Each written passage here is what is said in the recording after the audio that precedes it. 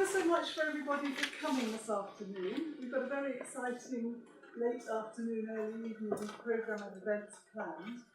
This is a joint FRC A is for Apple event, so you're very welcome here to City University. The idea came about, Chloe and Alex approached us at the FRC a few months back on the back of some work that at the FRC we've done with a group of academics and CSOs, two of whom are here, Bella from Brighton and Poppy from CSO This Is Rubbish. I'm sure you'll be interested to hear more from them later. And Chloe and Alex are going to explain a little bit about the A is for Apple project. The programme this evening is going to be firstly a little bit of background from them, and then we'll hear from the three of the artists who've worked on installations over the summer. Is that the correct terminology? I'm not the artist. You'll correct me in a moment. So we've got Jen Doyle from Nutcoats Farm, Lucy Stiegels from Brogdale, the National Fruit Collection near my home, so I'll be interested in hearing about that. And Jamie Harper, who's been at Trumpington Community Orchard. Then I've got to do a session, which looks the driest on the programme. And then we're coming to Bella, Poppy, and we're going to have about a half an hour at the end for a panel discussion.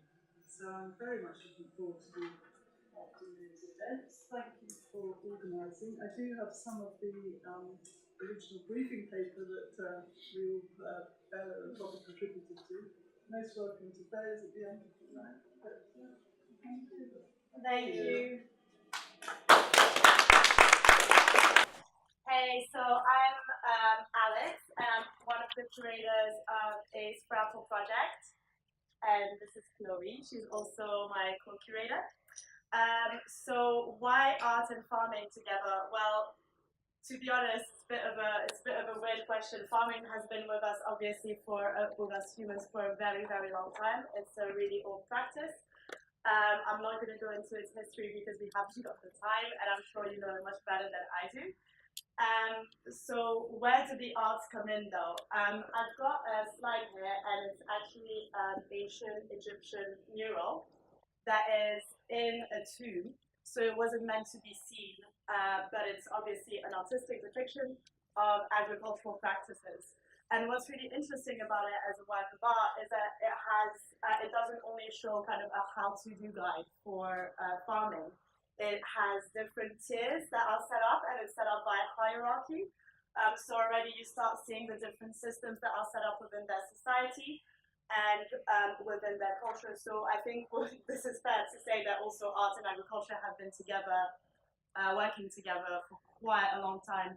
Of course, this wasn't meant to be seen by humanized since it was in a tomb, but contemporary art is a bit different, and it's in galleries, and people are allowed to come and look at it and interact at it.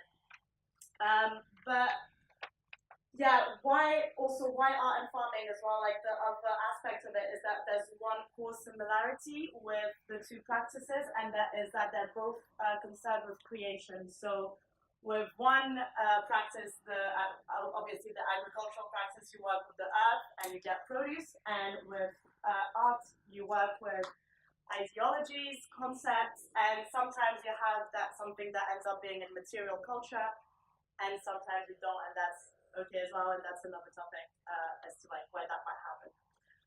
However, today the two practices have been widely separated. I mean, society likes to separate things and put it into different kind of boundaries for us to have like a better understanding and to set up system within like each definite practice. So academia does this quite a lot where, I don't know, if you look at history, you're kind of looking at your own practice, and you even have like historiography, and you're constantly going back and looking at your own practice. But art allows us to kind of move into more interdisciplinary ways of thinking. And especially it allows us to kind of look at things in a bigger overview and to communicate with different practices. And this is really why we wanted to do this panel talk today. We really just wanted for kind of thoughts about agriculture and thoughts about art to be placed in the same context together. and to allow for them to finally kind of have a conversation. I know it's happened with several projects in the past, but this is why Chloe and I set up the project. We kind of wanted to look at nature, environment, and nurture through art. And Chloe's going to tell you why we linked art to do so and why we started a Scrapper project. Yep. So, why is for Afro? Thank you, Lucy, for this image, by the way. So, our project was conceived in February, and that was when Brexit was in full force. Well, it still is, but that was when it became as kind of like a big shock because the whole situation was unprecedented, and everybody was in a kind of uncertainty. And we hear a lot about what politicians think. The NFU, which is the National Farmers Union, also had a 2-day conference that was on the topic of how Brexit was going to affect agriculture and food policies. But we noticed that actually food affects the health and wealth of everyone because every person, every human being needs food to survive. And so we also noticed that in today's climate, we become more and more disconnected from our food origins and where they come from because everything is more convenient for us. And so we wanted to use this project as a way to see what are some of the stories that haven't been heard yet and what are some of the things that we as individuals need to learn and be aware of. So we wanted to look at the issues holistically and not to separate between humans and nature, which is very often what happens because we think natural processes is one thing and then human processes or just the way human functions is another thing. But as humans, we actually inhabit the world, we inhabit nature, and so nature changes the way that we do things, and we also change the way that nature functions now. So we did the project in a 3-phase type of thing. So the first phase are the residencies. We did an open call. We invited artists to send us proposals on what type of research they wanted to do at different apple orchards. And we, in the end, selected 3 apple orchards that function in very different ways in terms of production and distribution. So you will learn about that more later when the artists are giving their talks and what they did. But basically, we have a community orchard which is run by volunteers. We've got a pick-your-own farm, which is a 3rd-generation farm. So they didn't function as a pick-your-own before, but that changed because of many economic and political issues. And the last one is an apple orchard that's very much focused on conservation. So that's the National Food Collection Habitat. And then 2 other phases is one of them, well, not the other 2 other events. One of them is the panel discussion, which is what we're at right now, because many people ask us, like, why are you using art to do this? Is art even going to answer any questions? It's not. We're like the aim for our project is not to answer any questions, but really just to bring to light more questions about what is going on for people to think more about our environment and the situation. And the last event that we have is an exhibition, which is going to be opening on Friday. We have more information on that, and we'll let you know about that at the end of the panel discussion. But the purpose of the exhibition is really to just try and bring to light our biological, our spiritual, our economical, our fantastical relationship with the apple. So there are 10 artists that are going to be exhibiting in it, and each of the artists look at different stories, but with the same exhibition. So we thought instead of talking about our project during the whole 15 minutes, we dedicate some time in thinking about how this project fits into a larger perspective and why we chose to do it in the first place. Because we obviously have 3 resident artists on here to give a talk about their own residencies, so they'll go into it in the project into more detail themselves. But yeah, one thing that we think was really important is that obviously art, as I said before, can look at things in an interdisciplinary manner, and that allows us to, first of all, we can time travel. We can look at the past, we can look at the present, and we can look at the future, and we can look at it in one gallery space, and we can go in all of those spaces at once, with kind of art being this platform.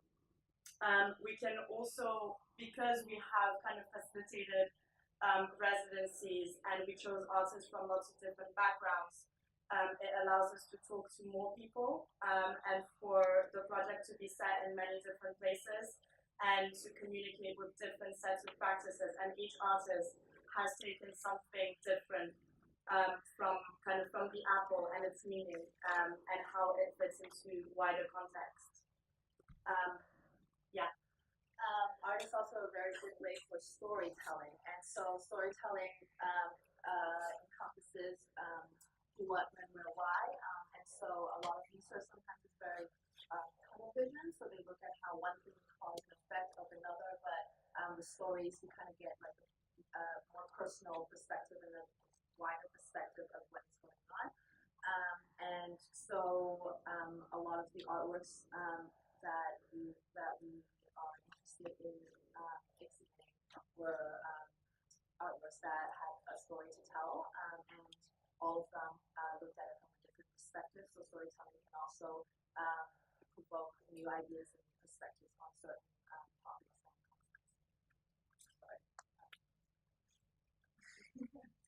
And art is also a great way actually for collective memory making. Sorry, we just chose those images because we think they're great. They're from the Garden of Earthly Delight by Bosch and featuring apples, and we're a big fan of apples, so we just thought we'd give a bit of context. So we think it's a great tool for collective memory making. Usually this is left to politicians and to journalists to kind of weave stories about what is a nation, what constitutes it. Sometimes historians come in and do that. But art especially this project, how it's set up, allows for more voices to be heard and to come through, so more personal stories are shown. And with this type of collaboration, there can be multiple ideas of what the collective memory is. And another thing that we want to propose with this project is the food that we eat being a way to look at communities and looking at why we interact together and how we interact together, because obviously the process of sharing food is very big in almost every culture. And let's say already sets you into a context. So the fact that the apple grows in the UK, it's available during that, well, if we don't talk about import and export, but it's available during a certain time of the year, and certain places in the UK have access to certain varieties and others to different varieties. And that's also a way to look at a community. What kind of things are you eating? Who are you eating them with? And how? And what are you talking about while you're eating this? So that's one of the aspects that we really wanted to have for our project, this kind of idea of collective memory making that doesn't necessarily fit into the idea of nations or politics and looks a bit beyond that or underneath it rather. But at the same time, we're also looking at nation and politics. And so politics affects our everyday lives. This includes, our rights, our choices, how we interact with people, and our environment. We, in this case, we're looking at food and how our relationship with food. And even though our project is very much based in the UK, so all of the places that we did our research was very site-specific, but the ideas that came out of it are universal. So, ideas flow indiscriminately, and oftentimes politics is a conversation that is very sensitive, and it's also really hard for people to talk about without being emotional or very strong, and usually you always end up in an argument, or you're just talking like people who have similar ideas with you. But with art, we think it is a very good way to make it more accessible and more easily to understand. And that is definitely our project would be a very good way to talk about really burning and sensitive issues. So I think I talked about this a bit before. So we're really trying to look at what is underneath and all the questions that can be found within one singular apple, or millions of apples, but what kind of questions does that biological manifestation, how many questions can it show us? And we're not trying to answer any questions. We're really just trying to think, how it's situated within our society and within cultivation now. And we're trying to uncover kind of the systems that run underneath it. May that be growing systems, may that be ideological systems, or may that be human systems that we have set up to kind of like the food production chain, let's say. So this is kind of an opportunity for us to like delve into that, and again, go back to kind of something that's a bit more primal, so to just people communicating with each other about a very, very simple object that is the apple. And maybe that way we can uncover something that's more complex, because I find that if you take something really, really complex, it's quite hard to make it easy, but if you take something that's easy, you can then make kind of complex worlds around it, and you can kind of delve into it in millions of different ways. But I think it's important to have something that's quite accessible to everyone and understandable to everyone as a fruit, and then it can give us the opportunity to delve into kind of complex issues that our society faces today with food production and with politics and kind of with trade and exchange. So yeah.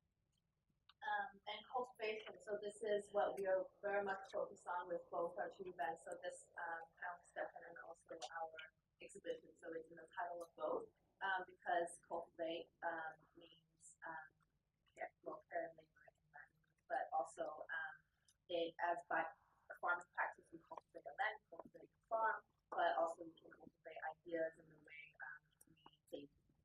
And so for our entire project, what we're trying to do is really just to have everyone think about growth in a way where we are more informed about what is going on.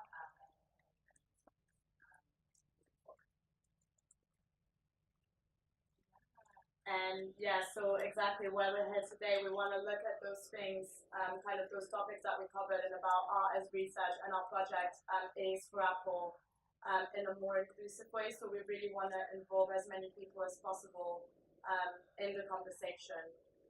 So may that be academics, scientists, students, kind of children. It doesn't really matter. We just want everyone to have a voice in it and to have kind of the possibility to think about the questions that we have had. We were very lucky to be able to spend basically 9 months on this project, thinking about lots of different kind of questions and issues that surround arts as research and also cultivation. And we just want to share that with everyone and make sure that everyone also can give us some feedback, and if they have like any questions or find it suspicious or even like a stupid idea, we'd love to hear that as well, actually, because that's really useful for us at any time to have feedback. So if you have like any comments, keep that for the Q&A session that we're going to have at the end. We'd love to hear kind of your thoughts. And now is the time to provide a platform for our artists, our resident artists, to talk about their residencies. First up, we have Jen Roy, who did a residency at Lafcoats Farm in Chelmsford, Essex, and she's going to talk a bit about what happened and what artistic practices she used. Thank you, guys.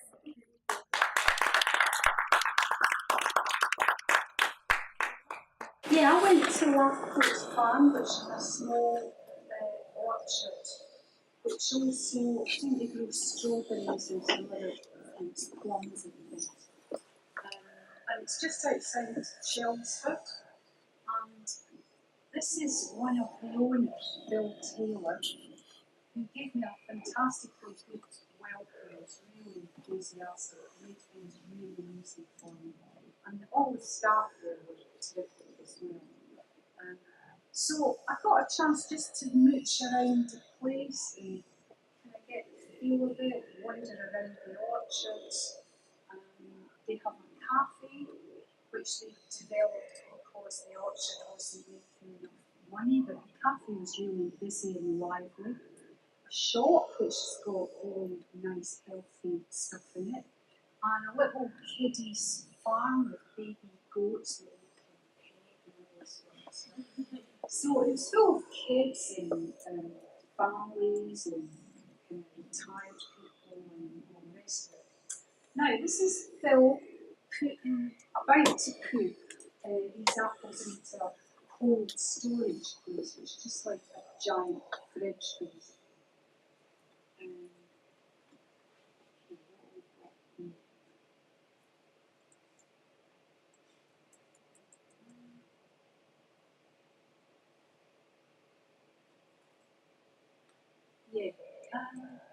this guy here is Roy, I think his name is Roy, I think it's Roy, and some of the other pickers. I did some recording of them picking and the sound of an apple being picked, which is partly to hear when you got it. And then you get a nice kind of rumbling sound as they carefully empty all the apples. Because obviously it's quite hard work and you have to carry these heavy things around. But they've got to be really quite careful as well as quick while putting the apples in, otherwise they get used and really much good.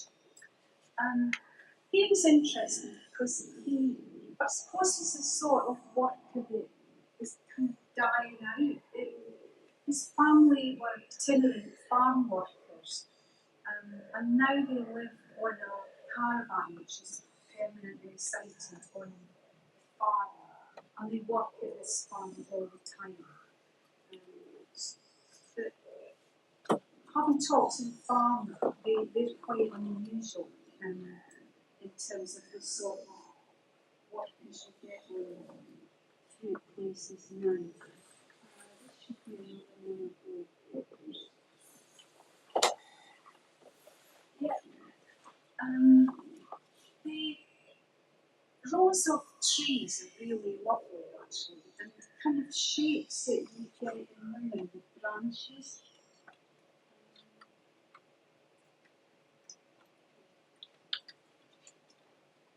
At one point I was maybe going to do something with the kind of branch shapes as part of the exhibition, but I never kind of got around to it because I did lots of other things. I did some knitting, there's a sound piece, I did the tote bags, I did something else that I can't remember what it is. But if you come to the exhibition, you'll see what everybody has done. Also, the farmer, just as I was talking to him, mentioned that his grandfather had bought this thing called a pomona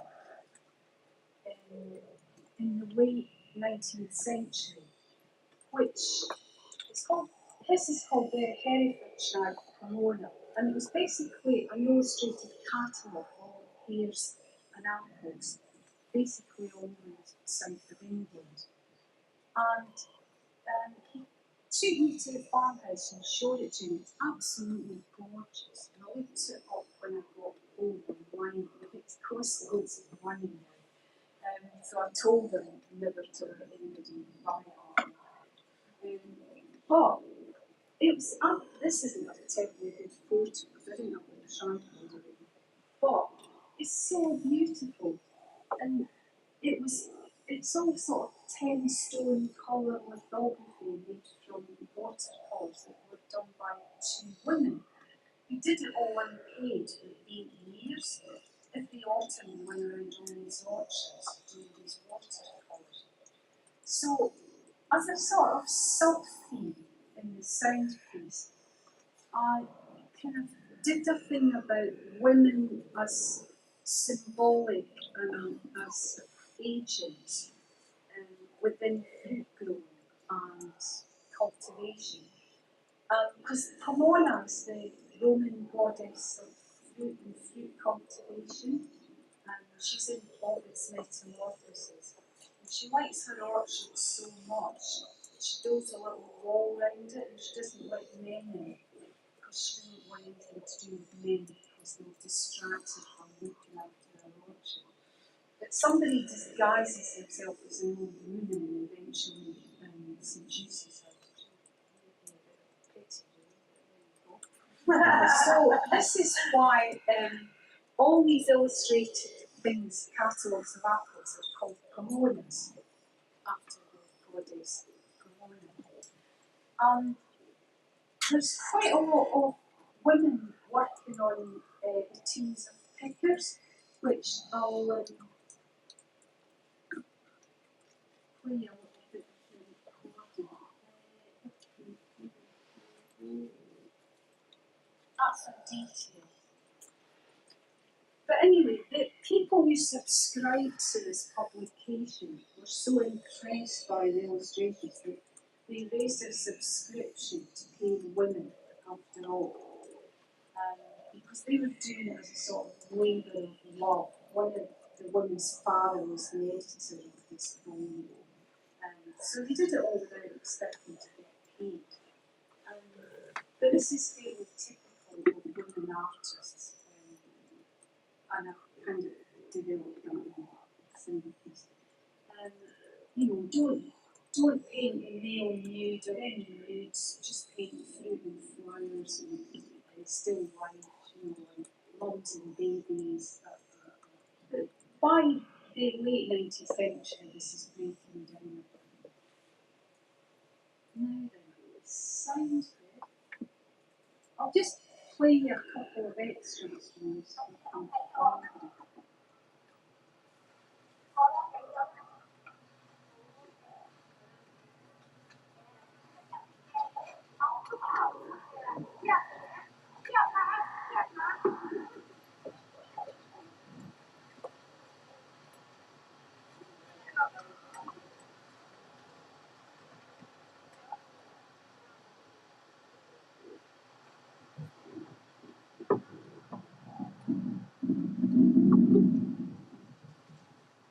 That's some of the others.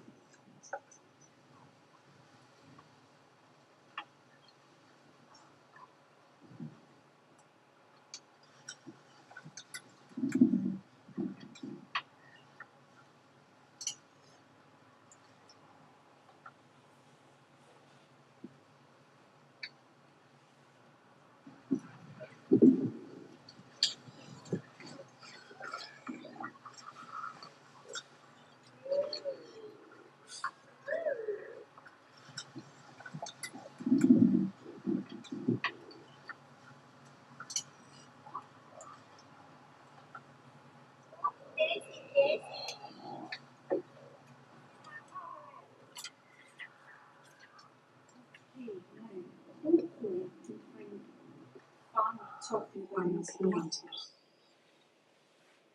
Their skillful work had been carried out by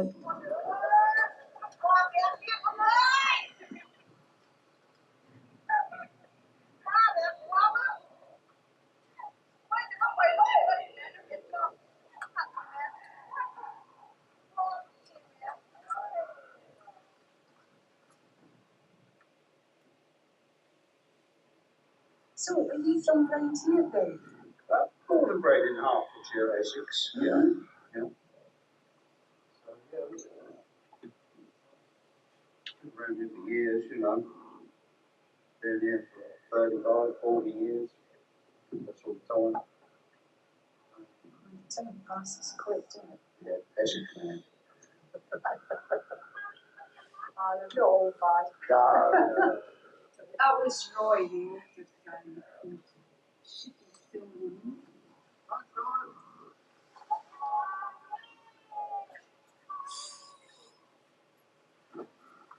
I saw the recording, I wait to hear.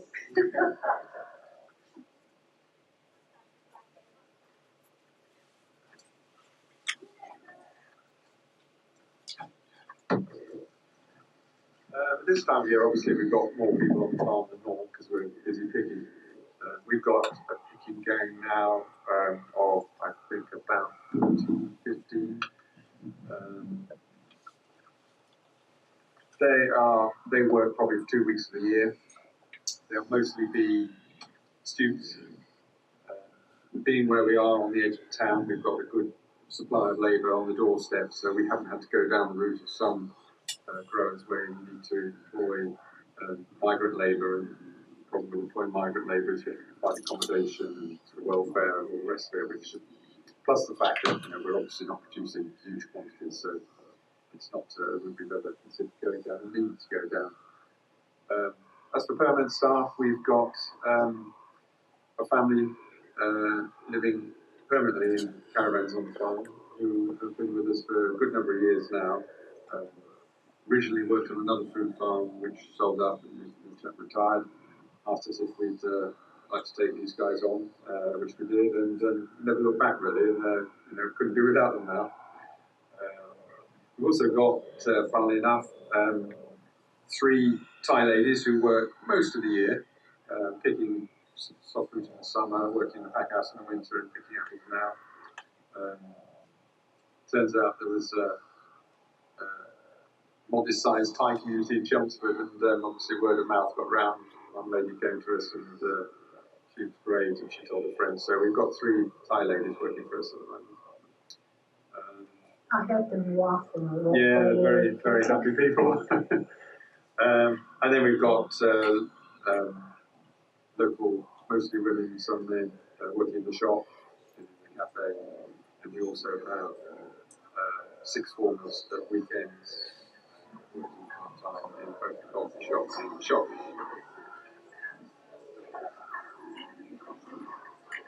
This is the centre. And then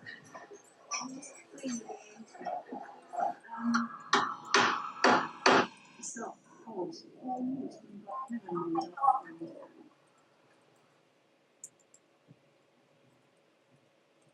Right.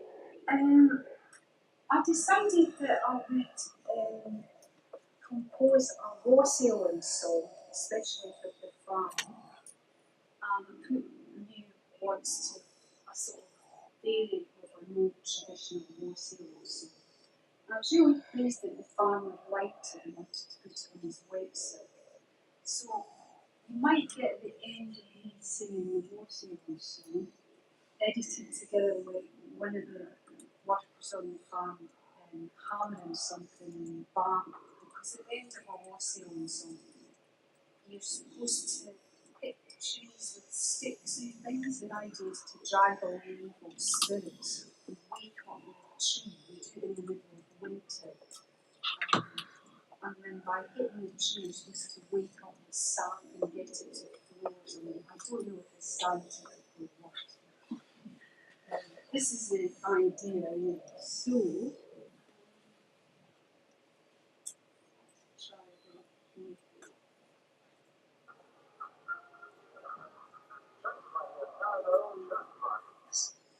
wassail, Pomona wassail, the goddess of orchards is hearty and hale. Wassail, Pomona wassail, the goddess of orchards is hearty and hale. She nurtured the trees, she grafted and pruned, too busy for lovers, there's no honeymoon. Wassail for all our black coats, the apple trees hear when we sing with full throats. Wassail for all our black coats, the apple trees hear when we sing with full throats. Wassail for all. He's hammering away, listening to his radio. Here's a picture.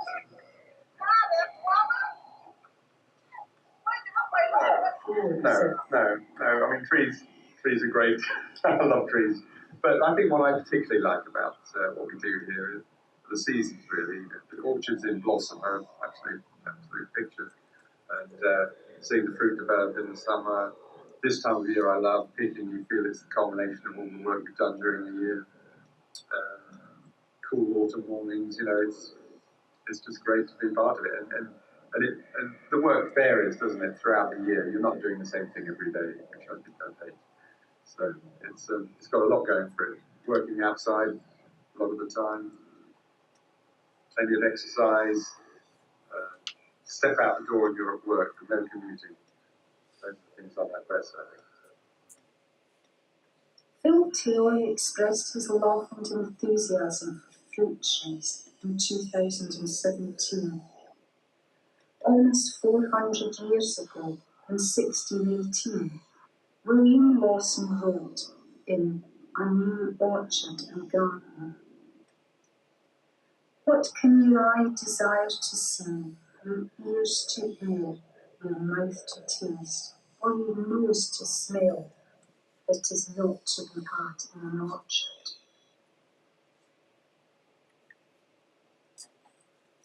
Very impressed by your speakers. Right, that's it.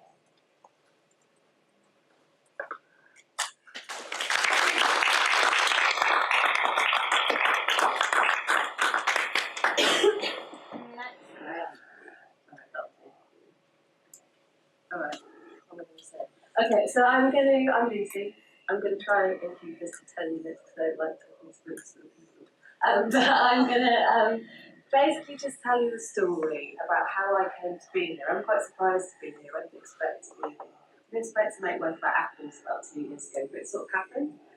So I think that's probably the best way to do it. So I started to become interested in apples because they sort of add roses and toadstools actually because of how they reappear in fiction, especially in they reappear in Greek mythology from Adam and Eve right through to Snow White, right through, and this idea that this kind of apple, or actually not really an apple, but this idea of a fictional apple that kind of is it becomes a sort of portal to another world. So that became really interesting to me. So that's obviously Snow White's apple, and once she eats it, she becomes, she falls unconscious, and she's kind of then in a kind of interior world. This is a picture of the wardrobe from The Lion, the Witch, and the Wardrobe, and I found out in doing some research that it's made of apple wood, the wardrobe, and this idea that you go through the back of the wardrobe, you're in the real world, and then something or somewhere else. This led me to find this amazing book, which I can't recommend enough, called Blood in the Mist, which obviously I enjoyed because the front cover is now fallen off, which is a fantasy fiction book in about 1929 by a woman called Hope Merlis. And it's one of the first books that really talks about this kind of other world. And it's this dichotomy between a place where it's devoid of poetry and culture and all the joys of existence, and everyone's just existing, and this kind of fairyland. And the people in Dormant there, I think which the place is called, are afraid of the fairy fruit that comes down the river. They're afraid that if they eat it, all sorts of wild things will happen to them. But in the end, obviously, they do eat it. And Neil Gaiman describes this book as, it is at heart an exploration of humankind's pervasive sense of rift, the unshakable feeling that things aren't as they should be, the world, our manner of life, or even the fundamental nature of the universe is somehow wrong. Using both whimsy and mystery, Blood in the Mist looks hard at the human condition and suggests how a sick society might be healed and how our divided selves might gradually be made whole. So that's where we started. And so I found this glass apple, and I took this new studio in the countryside, and I suddenly found myself from being in an urban environment for 15 years to be in the middle of a field. And there's a lot of apple trees in this field, so I've started to become more aware of seasons, shifting seasons, those kind of things, and became curious about this thing. So I carried this one around with me, but I wasn't content. So I started to doing more and more research and becoming interested in what the anomalies are, this kind of idea of a hybrid, what is then starting this question of what is the wild apple, what happens when things go slightly out of control. And then I don't really know what happened, but this happened. And I started making these. So these are sort of grafted fruits. So these are two separate apples grafted together. This one's got a little bit mouldy. And at this time, I was invited to do a commission with Kettle's Yard, which is a museum in Cambridgeshire. And in this part of Cambridge where there used to be a lot of orchards, I started working with this group of young people, and I was bringing in these fictional fruits for them to kind of contemplate, for them to look at, for us to talk about, to imagine this sort of elsewhere, to think about your reality, but then your kind of inner worlds and those kind of things. And these guys were totally amazing. We wrote loads of stories, of which I'm going to read you a little bit of one now. We tried dapple, they're called dapples, these fictional apples, and we tried dapple juice, and we did some ink blocks, and we daydreamed, and we had an exhibition with Ben Nicholson, which was quite cool, and we invited lots of other people to come along, and these guys read out their story, which is this. It is common in autumn for people to go searching along rivers for dapples. Some head north to places where there is no moonlight. There they have seen fairy fruit and trees with spiral staircase trunks. A few go east to feel the soft yellow sand underfoot. Others go south where you can eat moongrass cheese off plates with apple green borders. The rest go west to the silent people to see the sun, moon and star blossom. There was one person who passed over the Elfin Hills to the forbidden place Nothingland, a place most people are afraid to go because they might get lost. Dapples come in many varieties. Some talk, some dance, and others bounce. They have a squishy and a hard bit. People sometimes ask if they grow in your brain or whether someone has stuck a bead with a bit of blob of red glue. If your wobbly tooth pops out whilst eating a dapple, you are likely to enter the labyrinth of dreams. There you might meet the little camel people or play hide and seek with the seahorses. Where you see a magpie in a pear tree, it's time to say, 4 clover, our dapple story is nearly over. We thought we were on land, but actually it seems we were underwater. They're pretty amazing kids. Yeah. They wrote this by themselves with a little bit of help. These are the people at the day. And so then this apple residency came up with Chloe and Alex, and I was like, this apple residency is for me. And just about the same time, a friend of mine was walking in the Cambridge countryside. He came back, he found something, these are actually the ones I found, but he found something akin to this. So I've been making this fictional fruit, and he said, look, I found a real thing. So he pointed to an Ordnance Survey map, and the other day I went on some mad pilgrimage to find this tree. And these are the apples from that tree that have been kind of painted to become slightly more fictional, which are in an exhibition in Northampton at the moment. So this kind of leads me to Brogdale. So I ended up at Brogdale, and this is kind of where I was at. And so I thought I would go to, and I've become really interested in the wild apple forests of Kazakhstan. And I've been talking to a guy called John Selborne, who was a Hampshire apple farmer. And I went to meet him at the House of Lords, which was pretty cool. I've never been there before. And I was talking to him very much about this kind of the importance of these wild apple forests and how, and sort of the future of apple farming. There's a real danger of there being a massive reduction of variety, and so that we end up producing sort of apples that people want because of their appearance, over their taste, but also actually that the gene makeup from all the apples in the supermarkets is pretty much from the same thing, which is hugely problematic if disease or something happens, because then you lose this. And so he was looking at it from a very practical way, and I was looking at it from a very emotive and kind of symbolic way, and how apples and humans have kind of coexisted, and there's a sort of poetry in that, and how we might hold on to that in some way. So I went to Brogdale, and this is me coming out of an apple tree, having a bit of a moment, realising that something had got lodged in my glasses. And so I started to look around this orchard, and what I was hoping to find was these kind of duplicate, these fictional apples, but they weren't there. And that was all, much as the place was kind of utopian. There's like 2,500 different varieties of apples, and it was really like in bloom, and I couldn't quite believe it. I felt there was something rigid and there was something constrained about the environment. There was all of these lines, straight lines, which hadn't been at all what I'd expected to see in an orchard. And I've gone and I've converted this camera into an infrared camera, because the future of apple farming is all to do with sort of thermal imaging and infrared, and they're going to be flying drones above us and picking out all the things that aren't quite right. And much as I think in some way this is really great because we don't have enough food for the world, in another way there's a part of me, a bit like going back to this book, that feels that it's all just not quite right. So yeah, I spent a lot of time there. My searching device was a hand mirror, harking back to ideas of fiction, and so I spent a lot of time with a red filter and some blurring, and just walking and walking and walking. And the more I was there, the more I started to see, actually. The more I started to see different varieties, the more I started to see apples of different scales and different colours. They come from like this big, and I picked about 200 different shapes for the exhibition. So if you want to see every possible, well, not every, just a minute scale of the different shapes, sizes, varieties of apple that are in this one orchard, then please come down to the exhibition. But yeah, so I started to play around with this, and doing all sorts of absurd and ridiculous things, really. Tasting them, eating them, trying them. I did a lot of juggling. I can't really explain why that happens, but it happens. But this, I guess, and not being able to find this thing became a sort of metaphor for this idea of what happens if we really do. What happens if fairy fruit doesn't exist anymore? What happens if we remove poetry? What happens if everything's the same? And it's something that I think is kind of a danger in the contemporary condition, that we're all sort of, we're flatlining. You know, we want people to look the same, to be the same, to behave the same. So they're going to eat the same apple that they do here, there. And so there's something about this idea of the wild. What is the wild? How can we access it? Can we find it? And I didn't know if I could.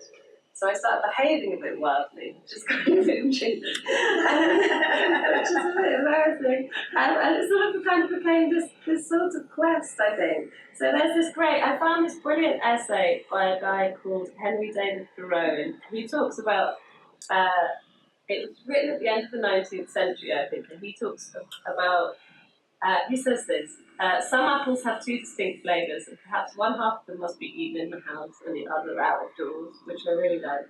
And then he said this, which started to sort of resonate with me. Apples for grafting appear to have been selected commonly, not so much for their spirited flavour as for their mildness, their size, and bearing qualities, not so much for their beauty as for their fairness and soundness. Indeed, I have no faith in the selected list of common logical gentlemen.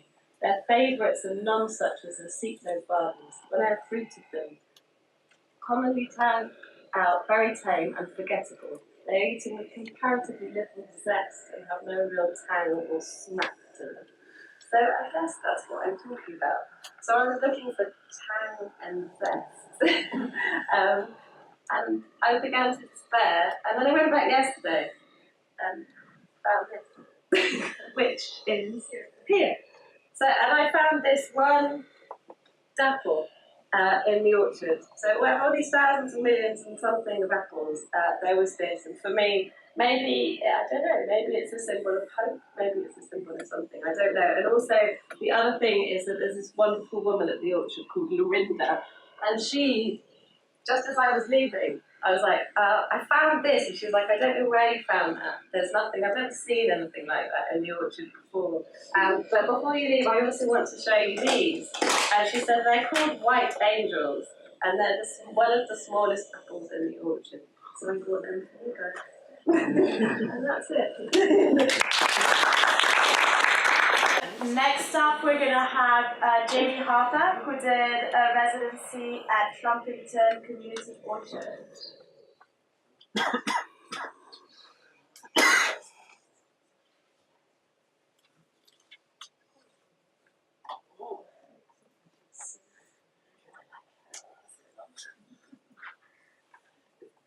Okay, hello everyone.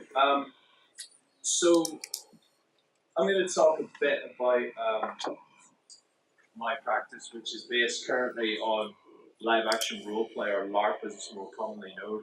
So this is an image from a LARP that maybe kind of gives a bit of a sort of standard sense of what it is. I'll talk a wee bit about my background, where I come from, and then try to talk a little bit about my experience in Trumpington Community Orchard and the kind of surrounding community, and try and see if it's possible for me to make my artistic angle relevant in some way to the broader conversations around food policy and so on.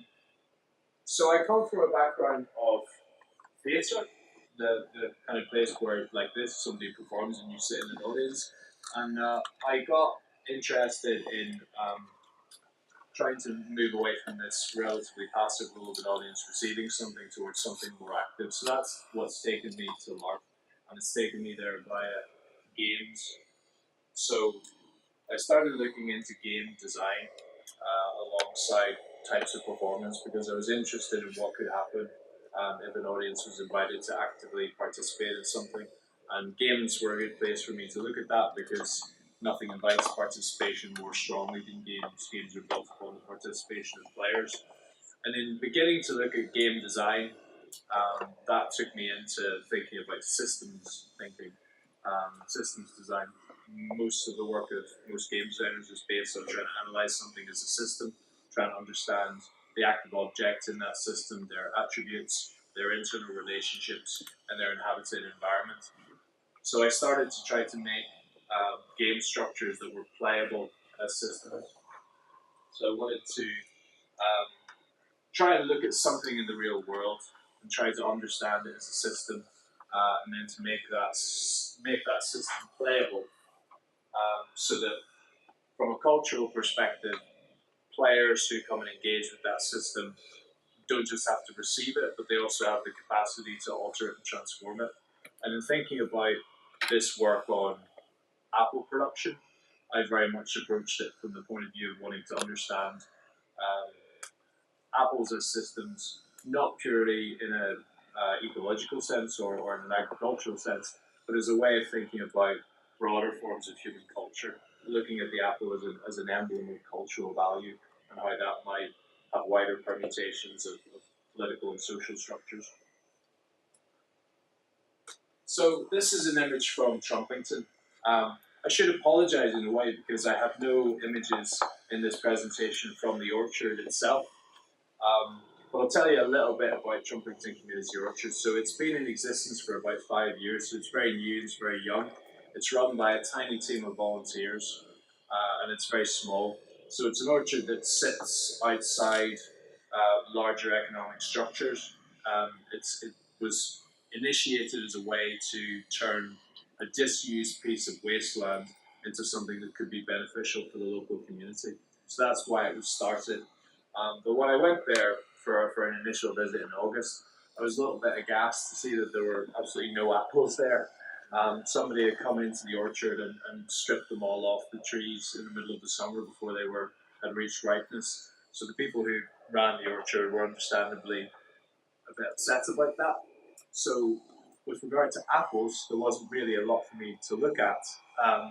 But what I put my attention on while I was there was to really try and understand what the orchard space meant as a community resource, as a kind of a common for people who lived in the local area.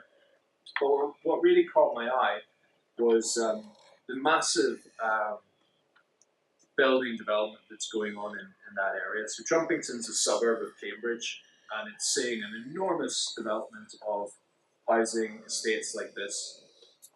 And when I went there and walked around these places, I sort of had very, very kind of ambivalent feelings. On the one hand, we've got a housing crisis in the UK, so the expansion of these homes seemed like a very positive thing. But as I sort of cruised through these immaculate streets, kind of had this feeling like I was in some kind of dystopian Edward Scissorhands fiction. It felt very much like a kind of monoculture. And subsequent to that kind of exploration of this new space, one of the most fascinating things that occurred during my week there was to attend a community gathering that was organised in a new school that had been built in this area, which was an endeavour to bring members of the existing community of Trumpington, so it was a community of houses that had been built in the 1950s, alongside the new community of residents that were coming in. So I went along to this. I was keen to kind of meet people and find out what was going on in the area. And it turned out that what the event was an initiative funded by the local council to try to promote resilience in this new community. So resilience is an interesting word. As soon as I heard it, as soon as it was announced, it kind of set off alarm bells and flagged up red flags for me very, very quickly. Effectively, what they were trying to do within this meeting was to create a sense of bounce back ability in this new community, so that if the community received certain types of shocks, they'd be able to support each other. And I kind of shuffled over to one of the organisers after the main kind of talky bit had happened. I said, what's the policy impetus behind all this? And she said, well, basically it's about saving the government money. And I was amazed by her candour, actually. She basically just said, so that services don't need to be provided by the state in the long term, we want to have an initial investment to try to promote this bounce back ability. So, it was explicitly quite a neoliberal position. And I mean, there are very good arguments for why that might be a good thing. But I find this really interesting to think about how this community was set up as a kind of a clash between these two developments, the old estate and the new estate, and an attempt for them to develop resilient capacity to support each other if things go wrong. And I started thinking a bit more about my understandings of resilience. Now, my understandings of resilience are a bit different in terms of systems thinking. So whereas the neoliberal version of resilience is talking about being able to bounce back, being able to kind of go back to how things were exactly before when you receive a shock, I understand resilience to be the ability of a system to radically transform itself when it comes under stress. And the two, I think, are very, very, very different. One, you might see as being implicitly conservative, trying to bounce back and perpetuate what was there before, and one being a potential for there to be enough diversity within the system for it to be able to radically transform itself if some aspect of the system is placed under strain.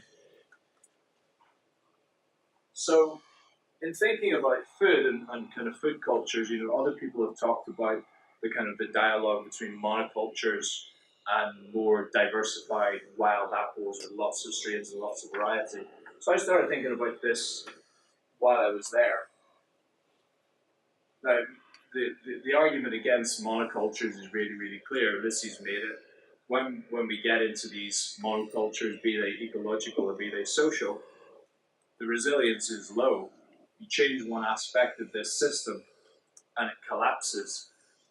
By contrast, if there's a greater diversity in whatever system you're operating in, if something goes wrong, there's a greater potential to adapt and change and radically transform to meet a new context. And for many people, this creates a very strong attraction to localism. So when I was at the Orchard, one of the founders spoke very eloquently and very passionately about wanting to promote the cultivation of Cambridgeshire heritage apples within the orchard. It was very important to her that that was what was grown there. So for one of the organisers, the main focus was on having a kind of community common, which just served as a resource for the community. For one of the other organisers, it was important not just to have this common space, but to have a space where Cambridgeshire variety apples were grown. And you can understand the argument for that in a sense that by preserving that diverse strand of apples, it's promoting a greater diversity within the system and arguably a greater resilience within the food production of apples more broadly, rather than moving into a more homogenized model of apple production that's just about the types that look good in supermarkets.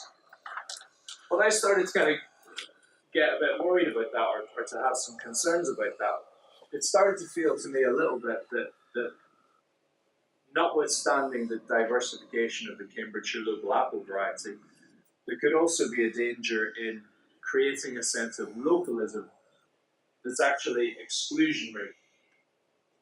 So that by promoting the Cambridgeshire variety, what are the apples that are not being grown there? And beyond thinking about that purely on the level of apples, I also started to think about that in terms of people. That within the community orchard there, yes, it was nominally an open common, an open community space, but it was a common community space that was to promote a certain type of common and community. And there was a lot of aversion from the people who founded the community orchard to these large new developments. And I started to think, well, why is that? Why can't they come? Why can't there be a greater hybridity or greater celebration of plurality in the communities who are coming here and how they're intersecting? So this all led me towards greater thinking about what is the common. What does the common mean when we think about this community orchard space? Can you have diversity and plurality alongside the idea of the common? Or does the common just become something that's about protecting a particular localized culture that suits you, but maybe doesn't suit other people who might come? Now, I want to talk very briefly, if I can, about somebody who I think is kind of useful in thinking about this. So, Baruch Spinoza, late 18th century, early Enlightenment philosopher, I think says some quite useful things in thinking about this type of stuff. Somebody previously talked about the idea of man being part of nature. central to Spinoza's thinking was the idea that man is not transcendent and above nature. We have a kind of a horizontal plane of affects in the world where human beings are there alongside other non-human beings, affecting each other in a great many ways.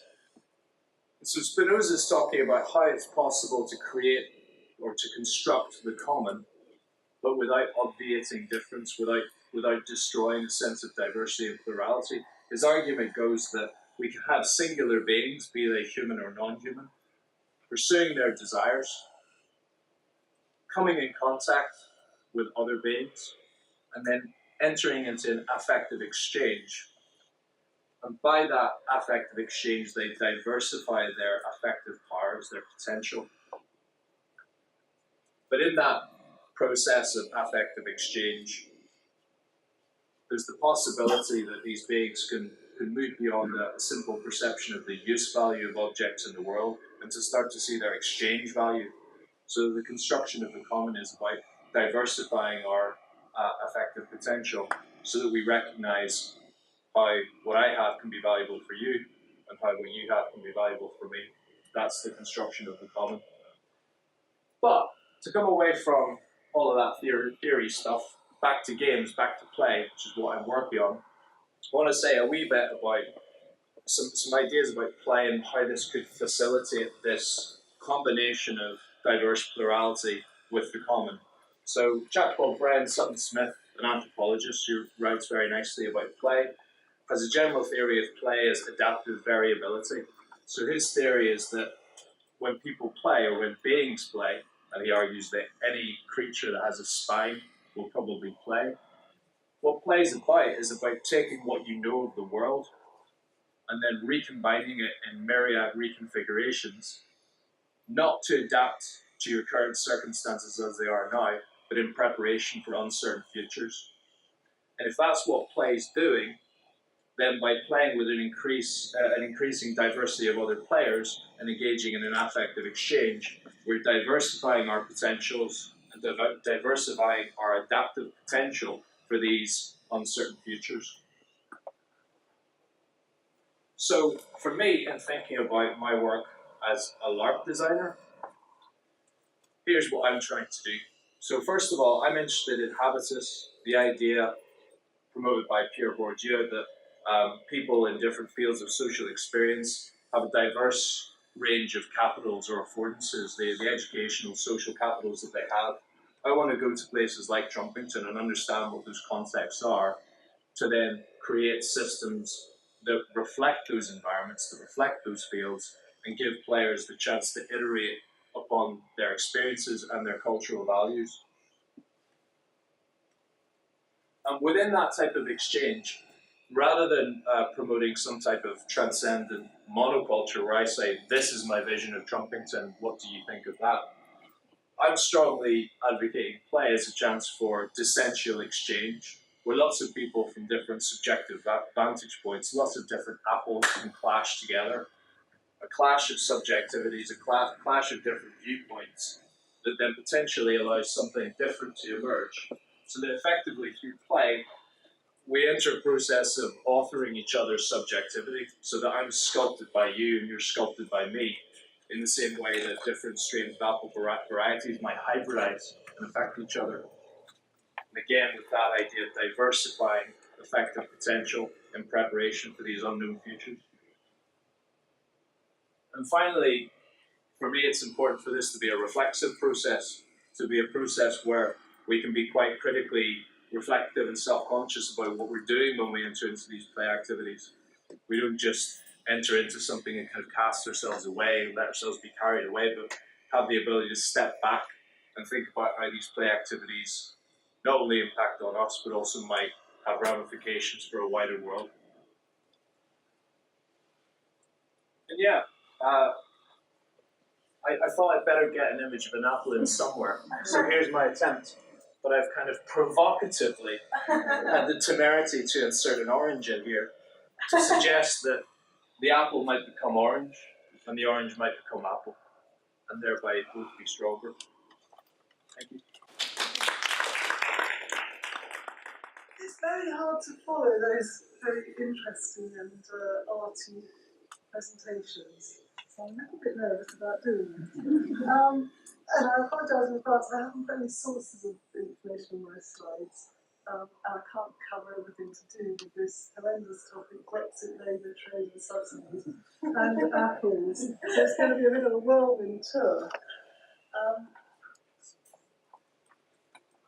I was rather alarmed when I read the flyer for this event, because it said the way we think about food policy often revolves around faceless statistics and political debate.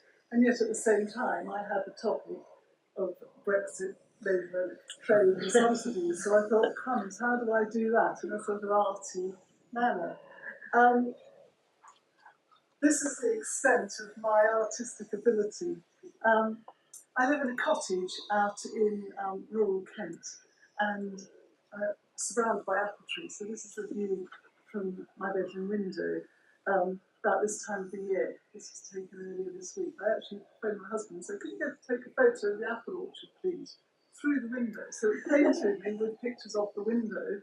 I said, well, no, could you actually open the window? and take the picture, please. But the question I was interested in for this presentation was how this view could change as a result of Brexit. Will it change? And to really answer that question means looking at the statistics. First, you might have heard these sort of worrying headlines that everything's going to grind to a halt in the run-up to and post-Brexit. And the claims aren't without foundation. When you start to look at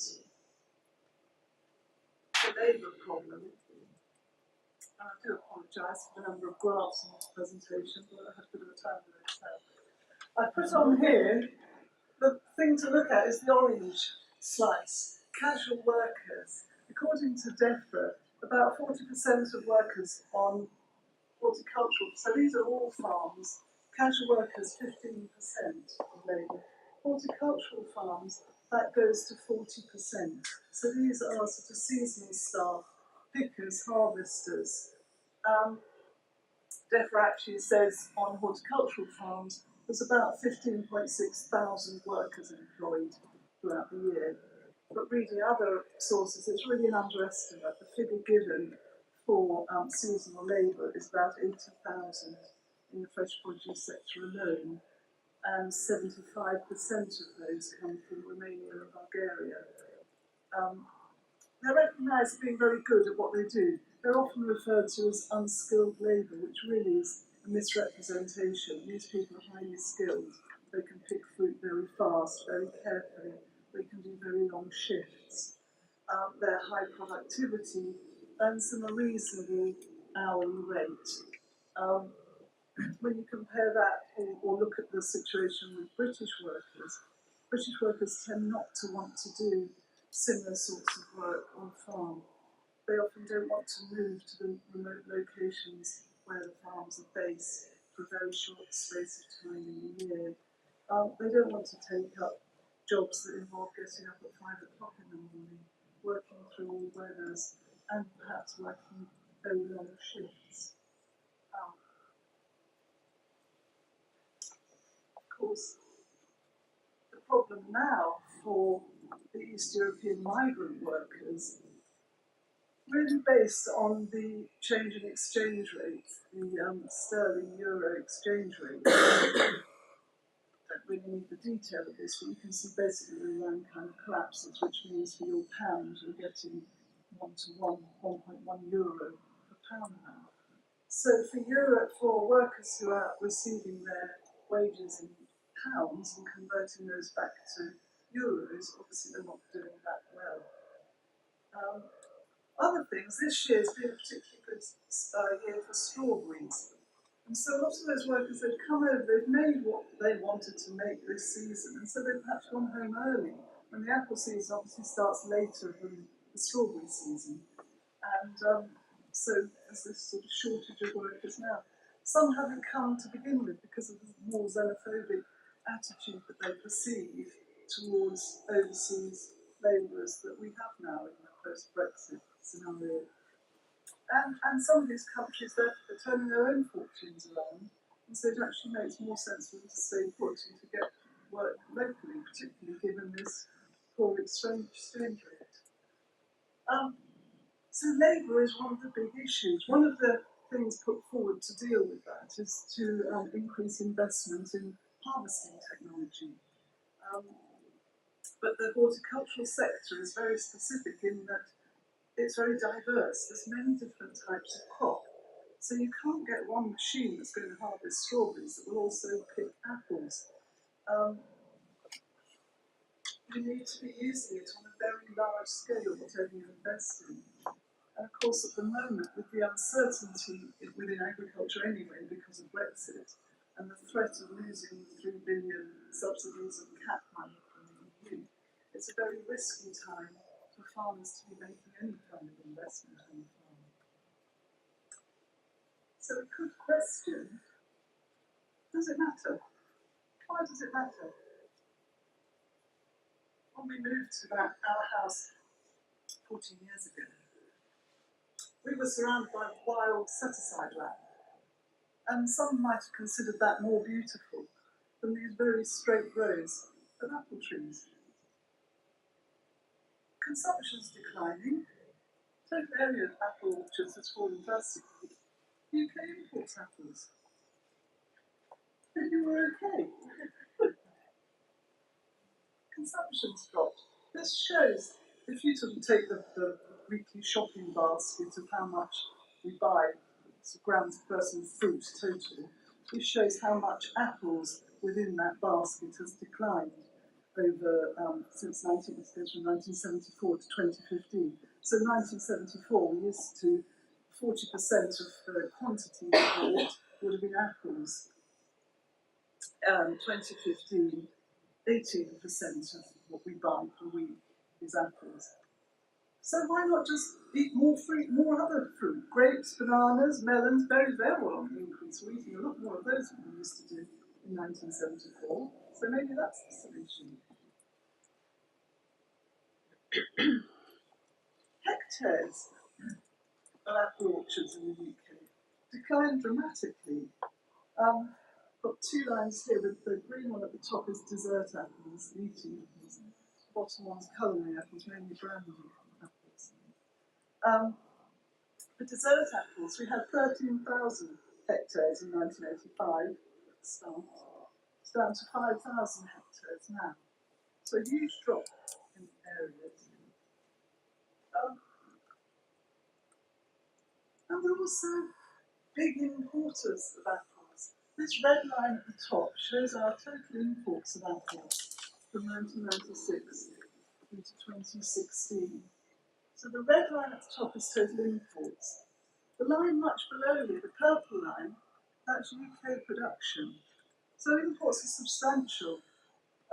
Currently, of the 643,000 tonnes of apples that we consume, only 250,000 tonnes are produced here. We're producing less than half of what we actually eat. And then we've got some very major suppliers. We've got France, the blue line, here supplies 130,000 tonnes. South Africa, orange line, 67,000 tonnes, and New Zealand, all big suppliers. And we just import. But no, I'm joking, because really our own production does matter. For much the same reason as it doesn't matter. Consumption's declining, yes, but our total consumption of fruit and vegetables in the UK is well below the recommended 5 portions per person per day, and much below the sort of 7 portions per day that some people are saying we should be eating. The British like the idea of buying British. 89% of people answering a survey recently to English apples and pears. 89% of consumers would choose to buy British apples whenever they're on sale. So if we restrict choice by not having British apples, we're not really helping that drive to actually increase overall consumption of fruit and vegetables. We do need that choice element. The production of apples in the UK. So yes, the hectares have fallen, but yields, production, are actually now on the increase here. So 203,000 tonnes produced in 2012, 269,000 tonnes 2016. The orchards themselves are becoming more efficient. So to the extent some people are starting to see them more as factory farms rather than sort of beautiful parts of our English countryside. And so that was certainly my view when these apple trees were put in around our home. There's the lines of apples that just stretch for miles. Quite useful for a crumble on Sunday afternoon. And the way of growing the trees has changed so that they're much shorter and wider so that more sunlight can reach the branches to ripen the apples and also to help with picking. Apparently, health and safety has led to the demise of the wooden step ladder. The trees are thinned out so that they hold the optimum number of fruit. Supermarkets are very fussy. If they're too large, too small, too red, too green, supermarkets won't take them. 80% of sales are to supermarkets. The smaller fruit go to wholesale markets and juices. But just the investment on farm to buy the machine that sorts the fruit to send to the supermarket itself is very expensive. Also labour on farms, we've talked about migrant labour, but a lot of British people, British farmers and their families are employed or working or own their own farms. 39,000 in 2016. And also on the environmental side, orchards are very good sinks for carbon dioxide, helping to absorb some of the emissions from other areas of agriculture and industry. So we need production. And yes, the UK does import lots of apples. Are they the answer to the Brexit labour shortage? In short, the answer is really no. Because if you look at the bigger picture, global food security, is it really right that a country that can produce its own apples is importing apples from far away and at the same time importing those other countries' water supply, nutrients, using up land in other countries and causing increased emissions as the apples travel halfway around the globe to get food? People often talk about a no-deal Brexit, and it's very hot at the moment in the news. What could that mean for apples? It would mean reverting to a WTO tariff regime. There's lists in the amount that can be charged on apples coming into the country. No need to look too much at this, but for apples, this rate would be 9%. It's the amount that would be added to the cost of apples when one are imported here. But if the supply, if that cost doesn't get passed on along to somebody further back along the supply chain, it will get passed on to the consumer. So effectively, the price of apples could increase by as much as 9%. There's problems anticipated at the docks with imports post-Brexit. They have this particular quality of fruity veg of being highly perishable. Spain sends about 55,000 containers a year through Dover port. That's 6,000 a month at peak times. And at the moment, these things just come off the ship and they would go straight through and out onto the motorway. No controls, no checks. So the introduction of these kinds of checks at the port can only hold things up. And the end result could be Operation Stack on an enormous scale, where all these lorries going both ways because they've been checked before they leave the country as well. Would be backed up onto the M20 and we'd find very difficult in East Kent. And another thing with importing is that as it becomes increasingly expensive and difficult to send the fruit to the UK, countries might just decide it's just too much for their hard work. They've got a global market that they can export to. Why send to Britain when we've made it that much more difficult?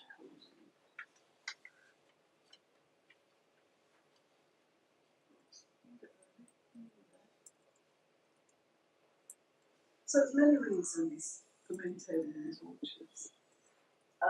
These are great.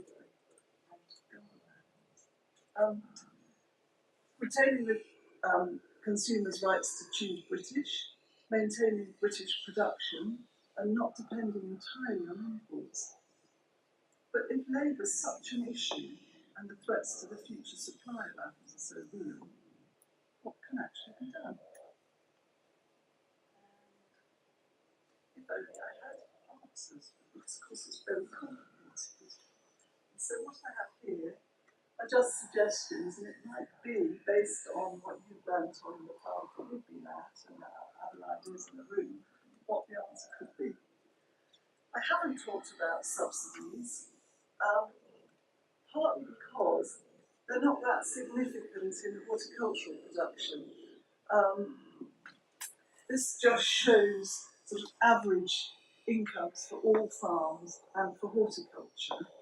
So the purple block is what farmers are getting from the cap subsidies that are always talked about in the news, these direct payments, income supplements, payments per hectare for not actually doing anything is how they often be. So the all farm people are getting 67% of their total income from cap subsidies. For horticultural farms, because they tend to be a lot smaller, they're only getting 11% of their, it's probably when you add in, 4% of their total income is from the cap subsidies. So some people think, post-Brexit, all this money, this £3 billion that goes on subsidies in the UK, could be redistributed. There's a lot going to other agricultural sectors. Some of it could come into horticulture and could fund training in the sector, help get new entrants into the sector and move towards further use of technology. So that's one suggestion. The EU does fund 33 producer organisations in the UK, 7 of which deal with apples. The aim of the scheme and of producer organisations is to try and improve the position of the grower in the marketplace. So by grouping together, producers can improve their negotiating power over retailers. So when they're negotiating, there's more often, clearly they've got more clout. So obviously the producer organisations are keen to maintain their funding. If anything, just to keep on a level playing field with their competitors in the EU, because they'll obviously continue to get funding from producer organisations. The NFU and others here are pushing for a seasonal workers scheme, something like we have up to 2013, which was a scheme to allow EU migrant workers in for a set period of time, specifically to work on farms. Is there any other suggestions in this work? And to finish, we do really need to maintain access to migrant labour. We do need to eat more fruit and veg, and we do need to show support for British apple producers.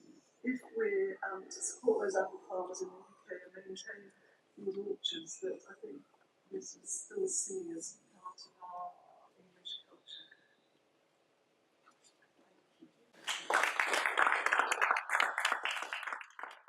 Hi everybody. So I've been invited to talk today because I'm an academic and researcher and facilitator interested in and using arts-based and participatory methods of research.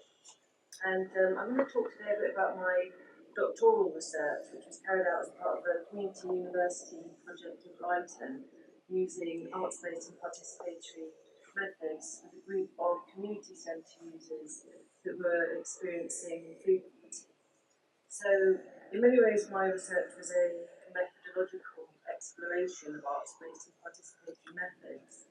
And I'm going to talk a little bit about the theories underlying the methods and their application in a research setting, the findings of the research, and how these might contribute to arts-based and participatory methods of research. So, My research grew through my experience as an arts-based practitioner at a community centre in Brighton, the Brighton Under 14 Families Project. And the Brighton Under 14 Families Project are a community centre that serves a diverse community in Brighton, people that are affected by unemployment, poverty, and mental health issues. And I've worked as an art facilitator for several years and have become aware of the ways in which creative group activity created a supportive peer group culture in the centre and enabled the emergence of narratives that were in many ways able to resist some of the stigmatisation surrounding poverty and mental health in particular. So I became interested in art practice and the relationship with narrative formation, and I was able to pursue this interest through my academic studies. And carrying out research in collaboration with the BUCSP, I developed a particular sort of methodology, and this drew on the work of art theorists and art psychologists, Anton Erwin, Margaret Bowden, who some of you may have heard of, and the anthropologist Ellen Disianake, and brought these into relation with participatory methodologies developed by Peter Reason and Hilary Bradbury. So, in his explorations of creativity, Ernstine suggests that art making enables a movement between processes of non-conscious and conscious cycles. And Ernstine suggests that art making enables access to an undifferentiated non-conscious, wherein things that might not ordinarily sit next to each other, ideas and thoughts that would remain separate, are able to come together and merge in interesting and important ways. He states, the wider sweep of low-level undifferentiated vision serves as a precision instrument for scanning far-flung structures, offering a greater number of choices. So through an engagement with an undifferentiated non-conscious and the externalization of the creative process in art making, Ernstine suggests that insights are brought into consciousness, enabling the realization of new ideas. So in this formulation, art making provides a bridge between the non-conscious and the conscious. Supporting this notion, Margaret Bowden suggests, drawing on Poincare, far from ignoring the role of consciousness, Poincare insisted that unconscious work is possible and of a certainty is only fruitful if it is on the one hand preceded and on the other hand followed by a period of conscious work. The idea of bringing internal, primary and non-conscious processes into consciousness through the externalization of the art object and reflection upon it is also explored by Disianake, who explores the role of art making in the group spin.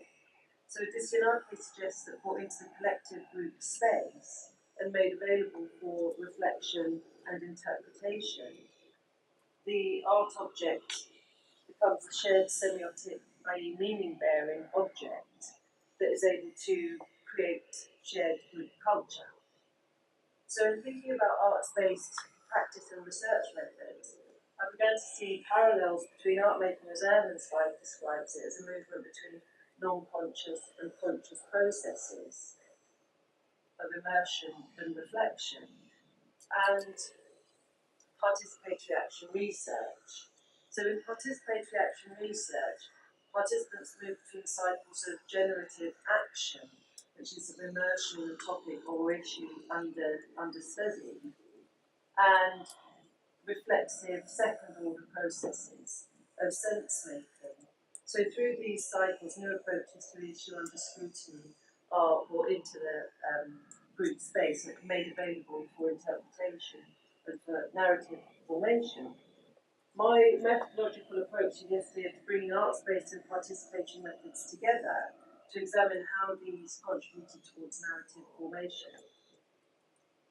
So this methodology supposed that the non-conscious process of immersion in and the immersion in art making could be considered similar to the generative process of action research. things discovered in the art making cycle, when brought into the reflexive group discussion cycle, might enable the emergence of new and alternative narratives and ways of approaching the topic under scrutiny.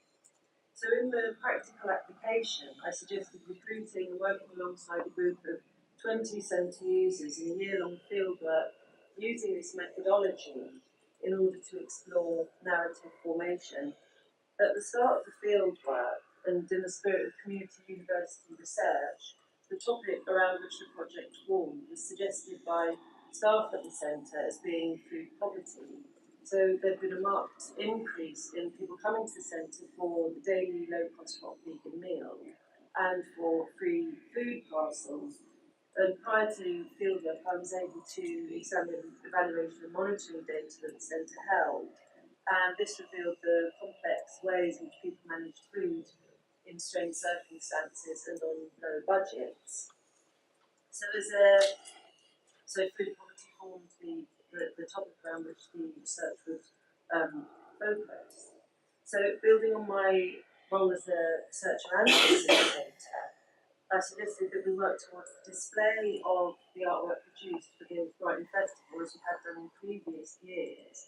And this public-facing aspect of the project proved to have an important function, as I'll come on to discuss. So together we moved between cycles of action in the form of weekly 2-hour art making sessions, which I documented using participant observation and photography, and reflection in the form of monthly 2-hour group meetings that I audio recorded. And there's a very basic diagram of the research cycles.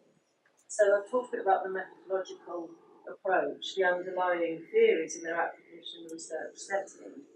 And now I'd like to talk about some of what I discovered in using these methods. So the first point to note is the way in which the purpose of the topic and suggestion that we produce an exhibition shapes the group's functioning.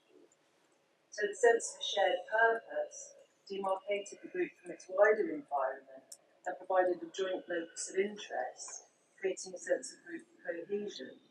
Participants were keen to engage with the topic and decided to explore this using mind mapping. And this generated a broad array of issues relating to food poverty, from changing notions of family and meal times to the impact of austerity measures, to concerns with mass food production, industrialisation and loss of relationships with nature, for example. Participants decided to continue to explore these themes through visual mind mapping, and it was interesting to note contrasts between those who wanted to depict something literal about the themes and those who avoided literal interpretations. So we could see the contrast between arguably formulaic interpretations of themes, pictures of farms and farmers and pictures of trees, and pictures of cupcakes and beans and in a area labelled tradition. So when brought into the reflexive, then these were in contrast to other visual maps wherein the themes were far less apparent. So when these were brought into the reflexive group discussion cycle, the less narratively coherent visual maps appeared to offer greater scope for interpretation, and group members speculated on the significance of an exotic-looking bird or a robot, for example. So the lack of coherence in this visual map, for example, added to the narrative affordances available to the group and raised important questions regarding art, interpretation, the necessity of ambiguity, and where and with whom meaning-making lies. In this context, group members sharing in processes of interpretation generated their own meanings, as opposed to having meaning prescribed in a more literal manner. So participants decided that they would create a mock still life made of oversized paper mache foodstuffs for the exhibition to represent themes of artificiality and expense relating to contemporary food. The pieces would be covered in glitter and jewels and painted neon. Food poverty in this visual narrative shifted the blame away from participants themselves and discourses of economic inactivity as failed citizenship, for example. and towards government and food manufacturers, and so began the process of resisting some of the stigmatisation around food poverty through the artwork. So it's important to note the public-facing aspect of the project.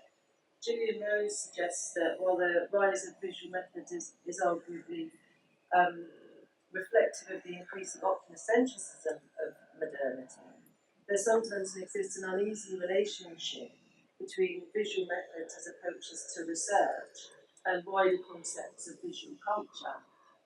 Highlighting her experience of arts-based methods as appearing something of a vacuum, Rose states, "There's an almost total neglect in the literature using visual research methods of research participants' symbolic and communicative competencies in that culture."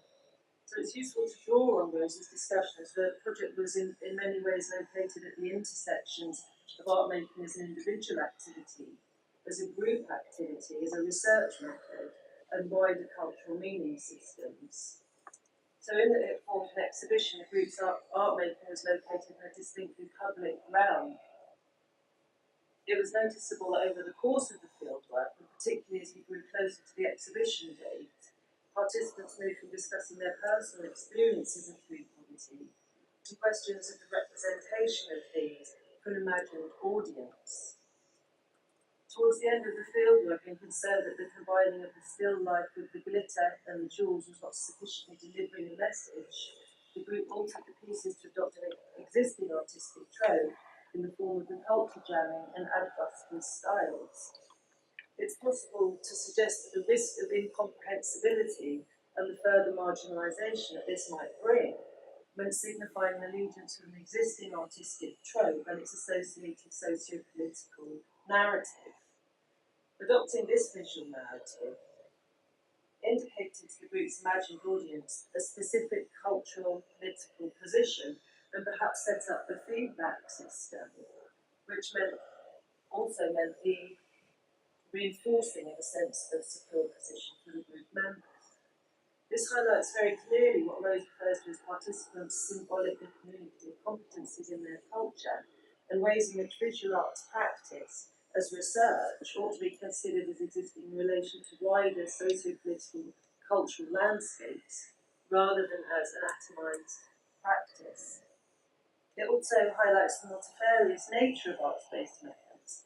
In earlier stages of the group's working, it was necessary that the art making contained ambiguity and that meaning was elusive in order to provide greater scope for interpretation, and the broader array of narrative affordances that this generated.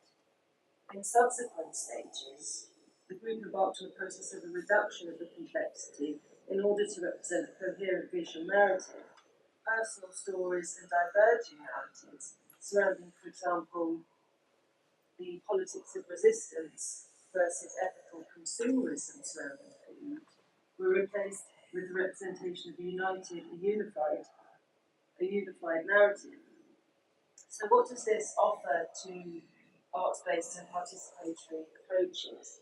As a community art project, the research highlighted ways in which community members might use arts-based and participatory practices to bring alternative narratives into wider landscapes and discourses.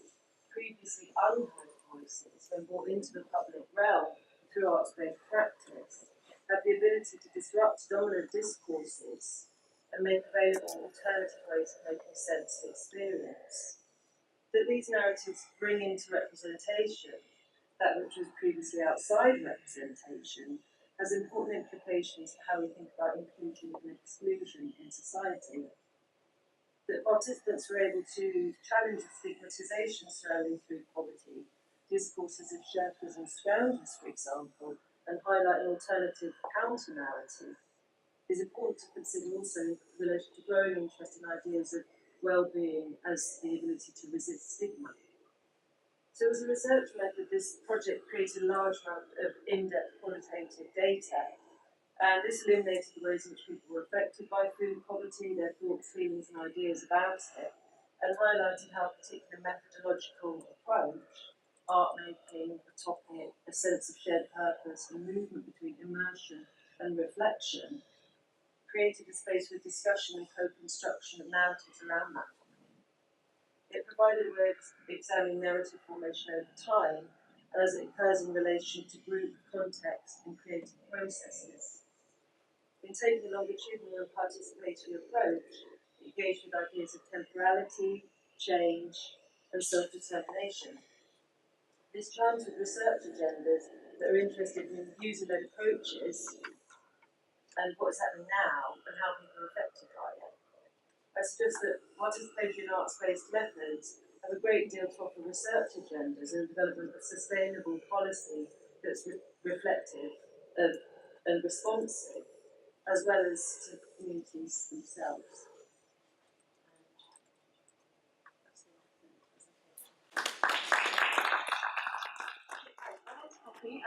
First, thank you, Ace Apple, for inviting me to sort of talk a bit about my work, and hopefully it links nicely between sort of what you're interested in. So, well, maybe not so much on the Brexit side of things, but I would love to think what I do with young people and giving them some voice could inform some Brexit things. And I guess that's what this sort of event is here to try and do. It's like amazing what Bella's doing and bringing stuff from what seems like lovely community work into really giving people a voice and hopefully making it seen. So I've already started my own. So yeah, there's a little look into sort of projects I've been doing. Hopefully more things think about some of the challenges and benefits of working in a creative way in a community-based setting. We'll start with just this Monday I was walking across a playground where I spent last academic year and just started a new project with the Country Trust called Food Discovery. One of the young boys I worked with last year came up to me. Hi miss, what inspired you to be a gardener? And I was like, I'm not really a gardener. He obviously thinks I'm a gardener. Because I went there to teach gardening, and so as part of the programme we teach basic gardening skills, we do cooking. We also take them out on farm visits. I really want to talk to the Lathcoats farm. That sounds like a good spot for children to visit. But I realised actually my reason for being interested in food in general would be my motivation to be a gardener, if that were true. So I sort of said to him, well, you like food, don't you eat food? We all eat food, and it's a great way to start a conversation. That's really I use those as well. And when I start a session with students for the first time, I'll often say, so put your hands up if you've had some food today. Or put your hands up if you've had some food today. Great. Oh, look, one person's too busy scribbling. And you immediately get a sense, okay, we've got something in common. There's a commonality between everyone. And all over the sort of world, there'll be very different interactions with food. People won't always have positive stories about food either, but there is somewhere we can start from. So my sort of creative education work about food has taken on many forms.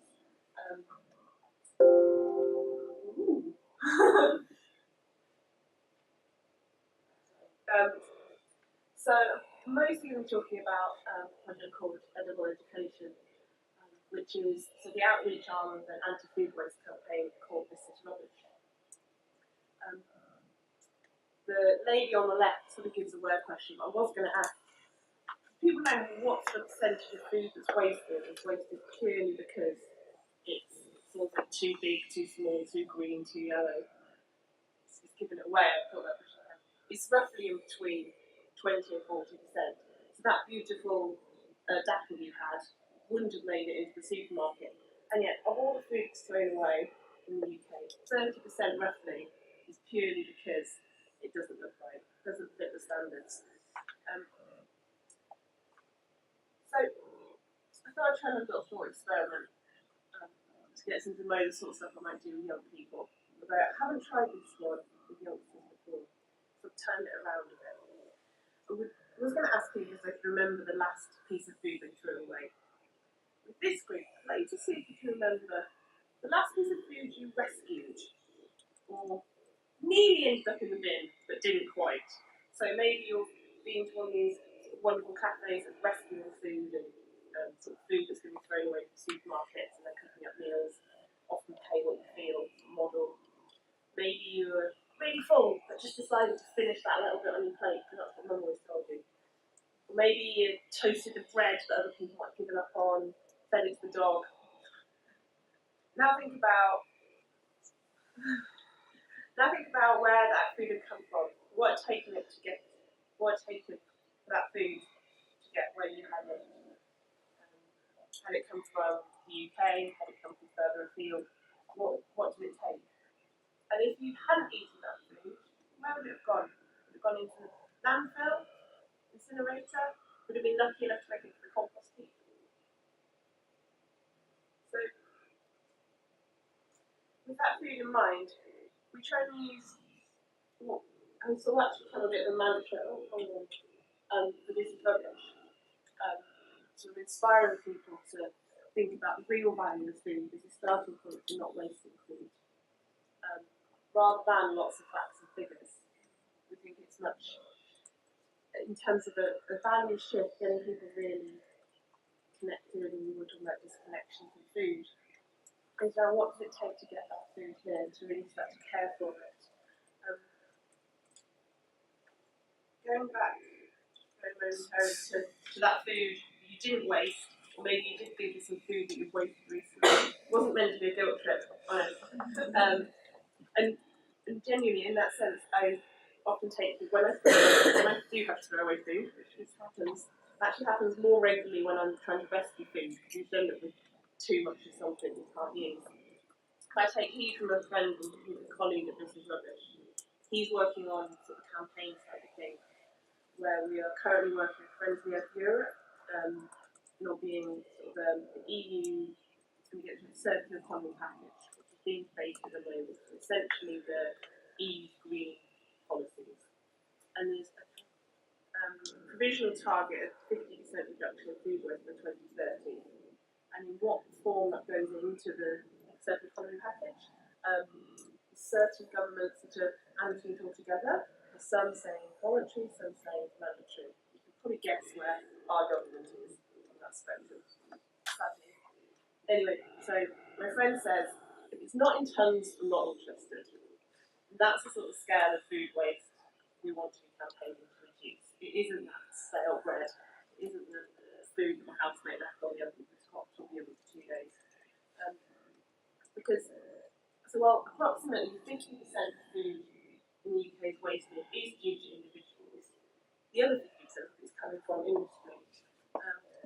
And I like to imagine, yes, well, there's a lot consumers can do to change that 150%. If we start to work together and doing activities, community projects, creative activities, social enterprises to reduce the industry 50%, that's such a bigger cultural shift in where will that kind of practice, ownership of dealing with an issue, where would that actually take us? Rather than knowing that measuring your spaghetti with a spaghetti measurer or using an app to manage your shopping list. I think there's something very important about doing this collaborative work. I brought that photo up because I like to ask students, none of these cabbages got harvested, well, apart from some that some volunteers harvested by hand through something called the Gleaning Network. But take a guess on why they weren't harvested. Why was the farmer having to leave them in the field? They were insensitive. Close. No, they were close, but they weren't. They were a bit plump for their clothes. The bags had already been made for the supermarket. These didn't fit in them. Or lots of them didn't, so it wasn't worth harvesting the whole field. When you say that to children, they're just like, what?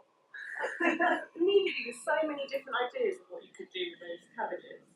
Which actually doesn't make sense that they'd all be left just kind of ploughed back in.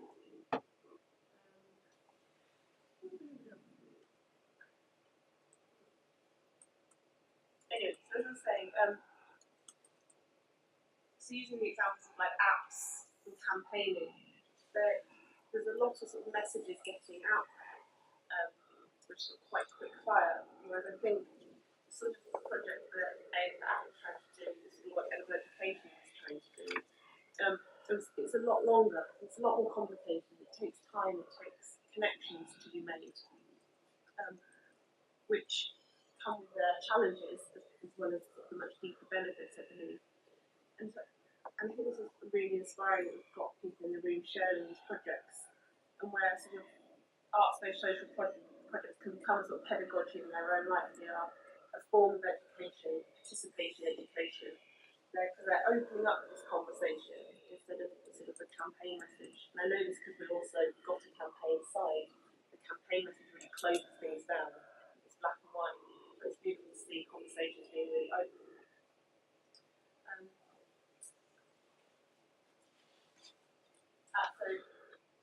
Two thoughts and challenges we've had doing work. One in participation. So I've now made a rule that we don't put on events by ourselves. Do all the programs, the marketing, it's so boring. We never had enough budget to really do it properly. So we join other big events where we can. And ideally get commissions. This is a Newham Mayor show. It's huge, 2 days long. I think it's the hottest weekend of the year. It's completely crazy. And our other outreach that's more theatrical and silly, we wouldn't take to schools, called Surplus. And we make giant salad tossers with about, I think that serves about 150 people. We have things like three-legged carrot racing and a lettuce that walks in our hands. And it's by taking it to the Newham show, we were 100% reaching people who would not come to an event advertised on a food waste event. So that was a really nice first to be invited over there to take part in that sort of thing. And I do that with other projects as well. So for example, this is a project that actually no budget at all, and it was around stories around bread.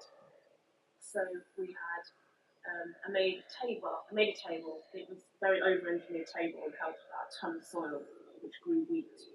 And we literally rolled it up and down on wheels, Walthamstow High Street, over 2 weekends to their art trail. And that enabled us to have conversations, really fascinating conversations, with people who would have never gotten to a gallery space. That was really wonderful. Not quite sure what I'm doing with those stories next, but that's the way of things.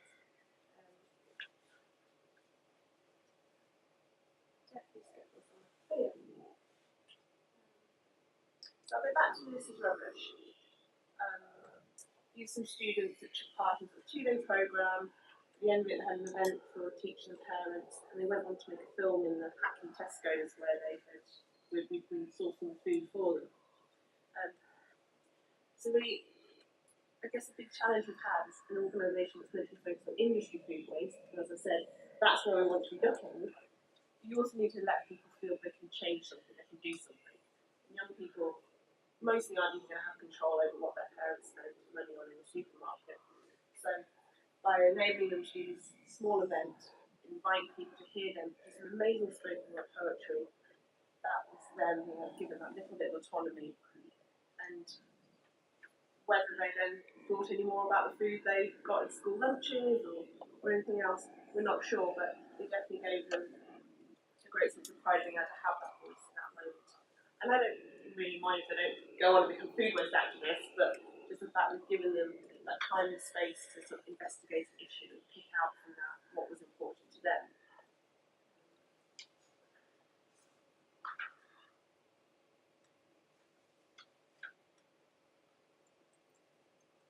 So what I wanted to say, so whilst the final event and them making films is brilliant, I can't kind of show it now. It's called Don't Waste. You can find it on YouTube. They're sort of rapping with carrots while they're walking around Tesco's. But actually, what was sort of the richest insights and information, because of wearing an academic hat with the data, was from the process.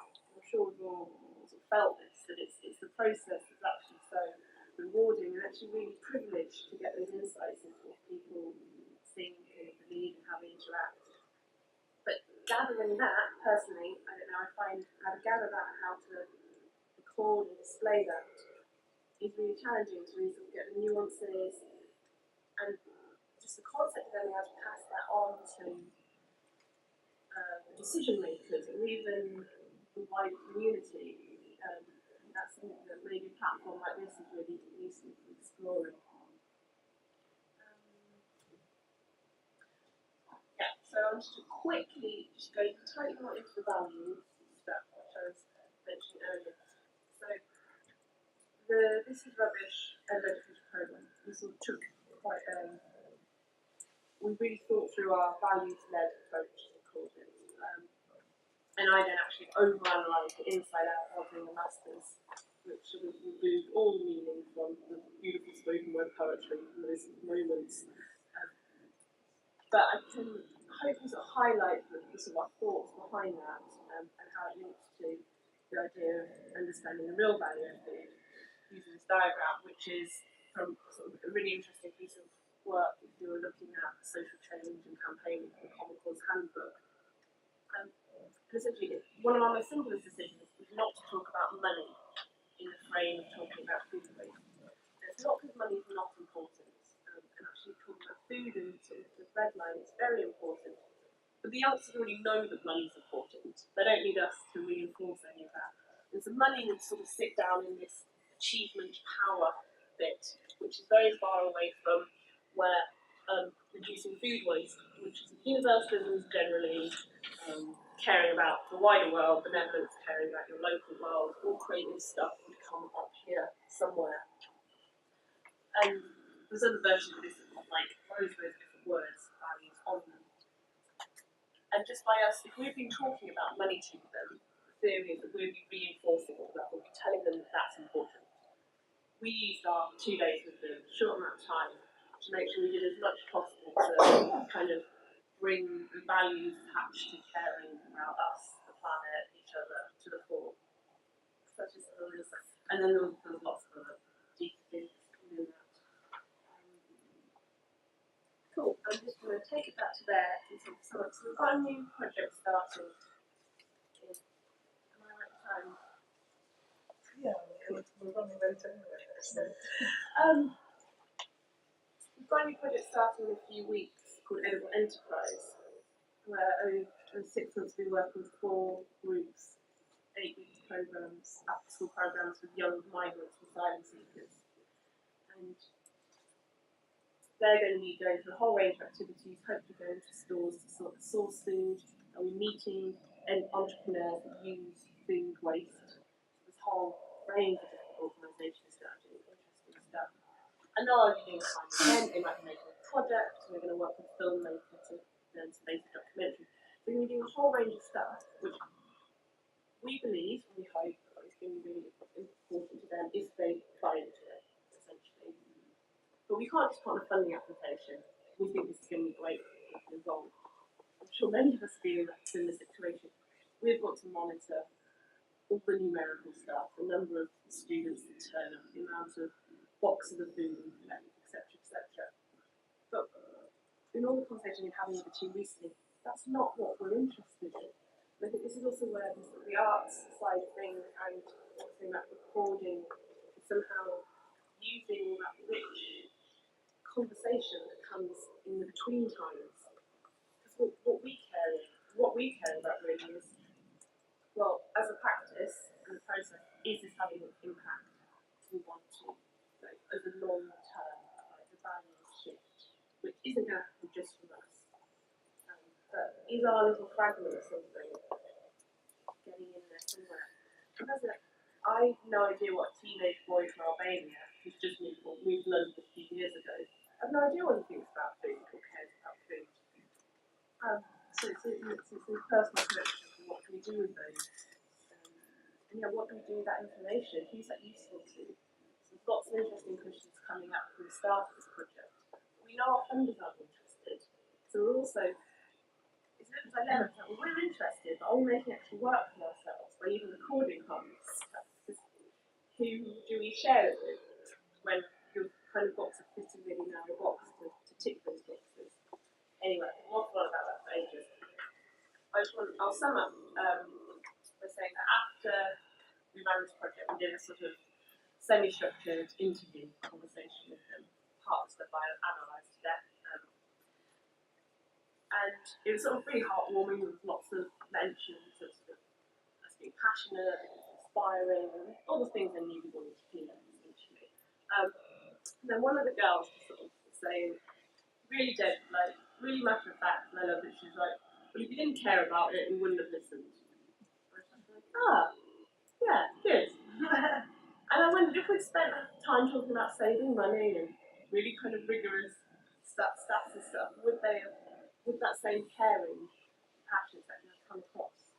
I don't know, we haven't got a control group or vice versa, but yeah, it just made me think it was the fact that we were there as a group, and it was there with people who really cared about doing food waste that had got them, even motivated. I mean, this school, if you start typing in their name with Google, the sort of second thing that comes down is knife crime. School name, like, so I felt like we've done alright anyway.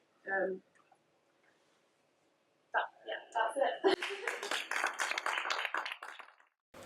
It's sort of tangential to the debate, but also part of the debate. A few years ago, I went down to Brogdale and got given a tour by a very enthusiastic guide, and he made the suggestion that English apples, especially Kentish apples, obviously, had the best taste in the world.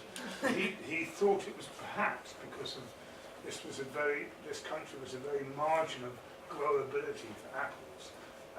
It sounded like a reasonable proposition. I don't think there was anything nationalistic about it, but perhaps there was. I just wonder, it makes me think now, something similar is happening with grapes in this country, which are becoming more productive than they have been, more famous. And I wonder if global warming is actually going to reduce the deliciousness of English apples because it's no longer at the margins. Will Scotland become the Garden of England? I think it's also kind of interesting, this idea that they think they're English apples and they're not. It's sort of like this, I think what I forgot to say in my book was this idea of classification. It's extraordinary. I mean, in the archives at Brogdale, they've got, it's like files like this about the name of an apple and the origin of this apple and where it comes from, but actually it's a kind of extraordinary fiction, and it's trying so hard to kind of lock down or to make still something that's really quite impossible to know. Do you know what I mean? And I find that quite fascinating. This notion of the British apple is almost a bit of fiction in itself. It's like, yes, apples have grown in England, but they didn't come from England. They came from Kazakhstan, or they came from part of the field. And so it's like, nobody actually really knows if they came from Kazakhstan, and nobody knows how they got there. And it's sort of, I find that really fascinating, I suppose, especially in the context of this Brexit and this idea of the English apple and this deeply alarming plastic bag that I was given at Brogdale that had a big Union Jack on it. And actually when I asked, there's so many apples in their collection from all sorts of parts of the world, and it's really brilliant. There's all these letters where they've written to people saying, we received some seeds from Poland, but we're not really sure about the origin of this apple. Could you please tell us? Like the person at the other end of the letter is going to know. Like, brilliant.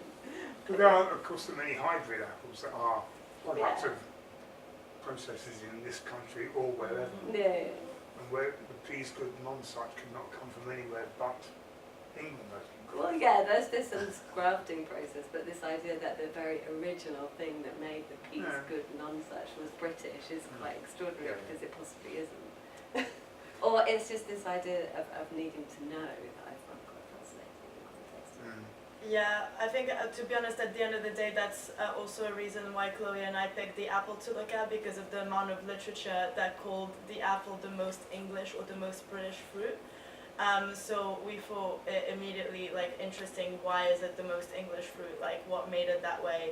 And I mean that there are so many varieties in England that were started in England. Like the Victorian times were crazy over here. They just had competitions of apple growing all the time, and I think it's actually for sure really interesting to see how that's going to change with global warming. I think when we were talking to Phil at Lafco's farm, which we also went to visit, he was saying that the crops were coming in earlier and earlier every year, and we actually got that from a lot of people that we were speaking with. We also spoke with a lady called Karen Liebrich, and she runs the Abundance in London, which is an organisation that goes fruit picking around London to avoid food waste. And she said as well that she got her first calls of apples being completely ripe in I think June and July.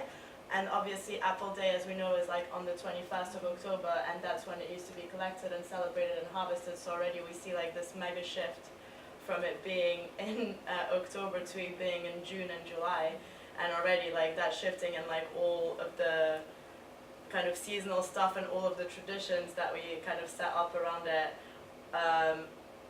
and like England has set up around it, obviously are shifting or are resisting shifting, because Apple Day is still on the 21st of October, I guess.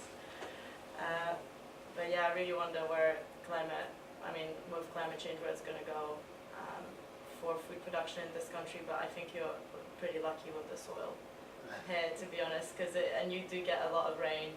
So, I mean, I don't know, we'll have to see, I guess. The other thing, no, it's interesting you chose the apple, but isn't that apple symptomatic of that it is not English? The origins aren't English. Yeah.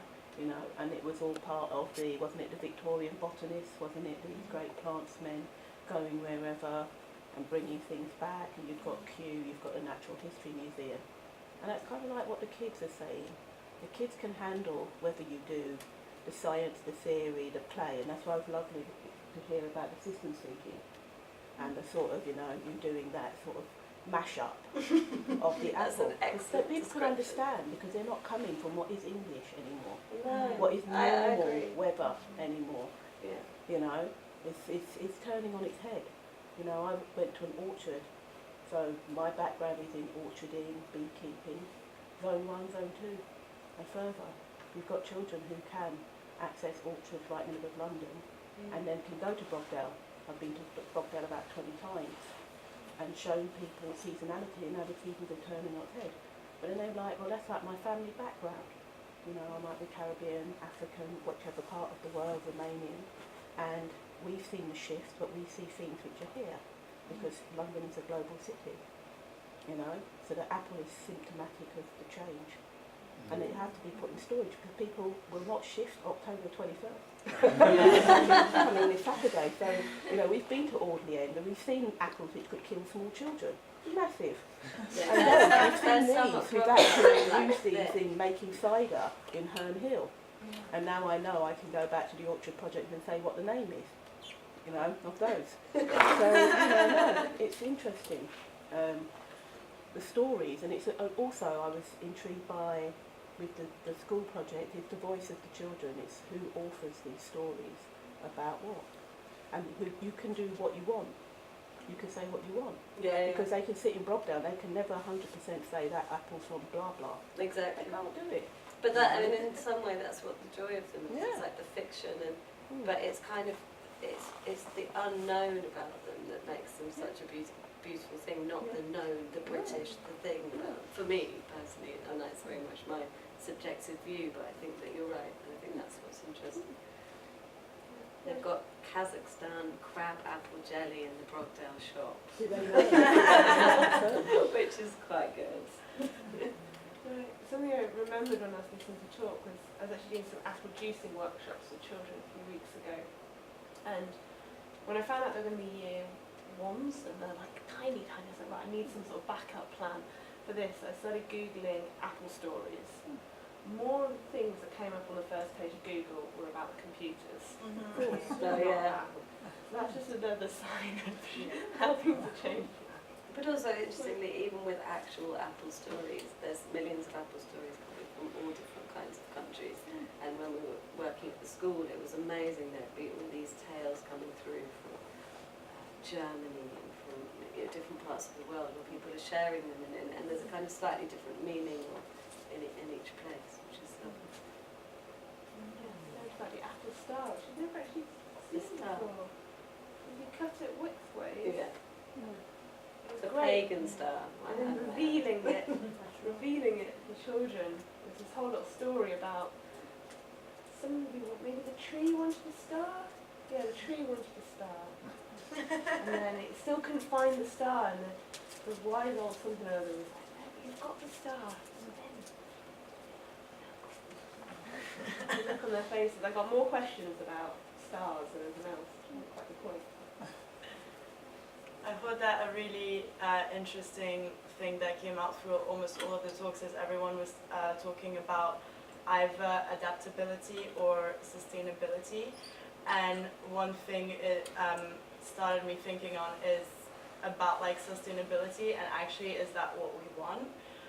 Because obviously climate change and lots of different factors are constantly happening. So is like sustainability a word, like the best word, or like the best thing that we want to be kind of aiming towards? Because surely it should, well, this is a really fresh thought, so it's really a baby thought, but like, shouldn't it be more adaptability? And like, I think Jamie was saying during his talk, like the more kind of diverse systems you set up, that's what's sustainable. So it's the adaptability of every single thing to each other, kind of a bit like permaculture or things like that, where yes, it's sustainable in terms of it can function for a really long time, but it can only function for a really long time because of the amount of change that goes into it every year, and kind of respecting that thing happening. Like even that Brexit is happening, okay, well, it's happening. So what can we do? It's going to force change on the agricultural Yeah. system. The good thing about Brexit in agriculture is that UK might be able to reclaim back their own seeds, and they're going to be allowed by the government to plant their own seeds, they're going to harvest it and make a business out of it, which they are not allowed nowadays because of the European Union agriculture laws. Because in France we used to have more than 2,500 varieties of apples, and now we only cultivate 6 of them, and 5 of them are American. So, because we have to answer to the agricultural European panels. So the fact that England is going to be out, the farmers might reclaim their own seeds and be like, I want to produce 4 types of those cabbage, 7 types of those apples, and sell them. That's the only They are positive doing thing. it. That John Selborne, the Hampshire farmer that I was talking about, he doesn't work at the orchard anymore, but his son does, and they're trying to sort of insert new varieties of apples into the market, but on a mainstream. I think they produce for like Marks and Spencer's or something, so it's still quite. So yeah, then comes the question, where do you sit in terms of agriculture? Do you want to sell to those big multinationals? Do you want to reclaim door-to-door basket? Where do you want to orientate your agricultural business? It's tricky. So in terms of narratives, it's like we're living with conflicting narratives, aren't we, about diversity being a strength and important, and as you were saying, sort of aiding the sustainability, but diversity in the system is important in that way. And then we've got this sort of homogenisation of culture and of food. So how do we make an argument for the importance of diversity and the different stories and different narratives and things like that, when there's this sort of, it feels like an But I think incessant it's that drive going back towards. to what Alex was saying about diversity makes things more adaptable, like Jamie, you can explain this better than me. But you know, so if you everything becomes the same, then if there's a glitch in the system, you've got no resilience, with that word right, to that. And it's like you need it's just How do you create the argument, the case for that in the face of what feels like such huge forces of homogenisation and the loss of collectively. diversity? I mean, I think there's an argument to be constructed for, I mean, I'm a bit biased, but I kind of really strongly try to argue for play, because, you know, play is preternatural capacity for sentient beings to kind of diversify themselves. And that's not, it's often something that kind of gets discussed as being an educational value. The problem I see is that often play, like many other things, becomes instrumentalized, so that it's geared towards rhetorically reaffirming a pre-existing viewpoint. Now in various other sectors, whether it be public sector, whether it be private companies, people also talk about being playful in order to develop new strategies. But are they really playful, or are they engaging in instrumentalized play that kind of reaffirms an existing ideology? I think the potentially the danger that people see in play is that it's time consuming, and it can sort of seem like a waste of time. But I think the argument to be constructed is that being playful and trying to promote that diversification of potential has benefits in the long term, because you develop new capacities. And you know, maybe that's an argument that academics can build. I think it's certainly an argument that artists can carry out into the world. and enable audiences to be the players that make the new ideas. It's fascinating. Those young people in that school, I didn't do this intentionally. I have no pre-existing agenda. I didn't have a mantra. I just went into play with apples. But they, one of the ladies from Kettle's Yard went in the other day and she said, oh, I walked into the school and all these young people came up to me and asked me if I had any dapples in my pocket. So I think this idea that this group of young people can just embrace that. At the beginning they were like, they're gross, they're disgusting, they're like, what are they? They're mouldy, they're all these things. But then over time they become this something playfully symbolic about them, whilst also conscious of the fact that they're not real. Like one boy came up to me and he whispered in my ear, well, the thing is you've made them, haven't you? And I said, well, yes, I have. But the point is that what you realise is with these young people that they have got these playful and adaptable and embracing mind. You know, they can take it. They're like, oh yeah, okay, this exists now. This didn't exist last week. It exists this week, and maybe it's us that's the problem. Enjoying it.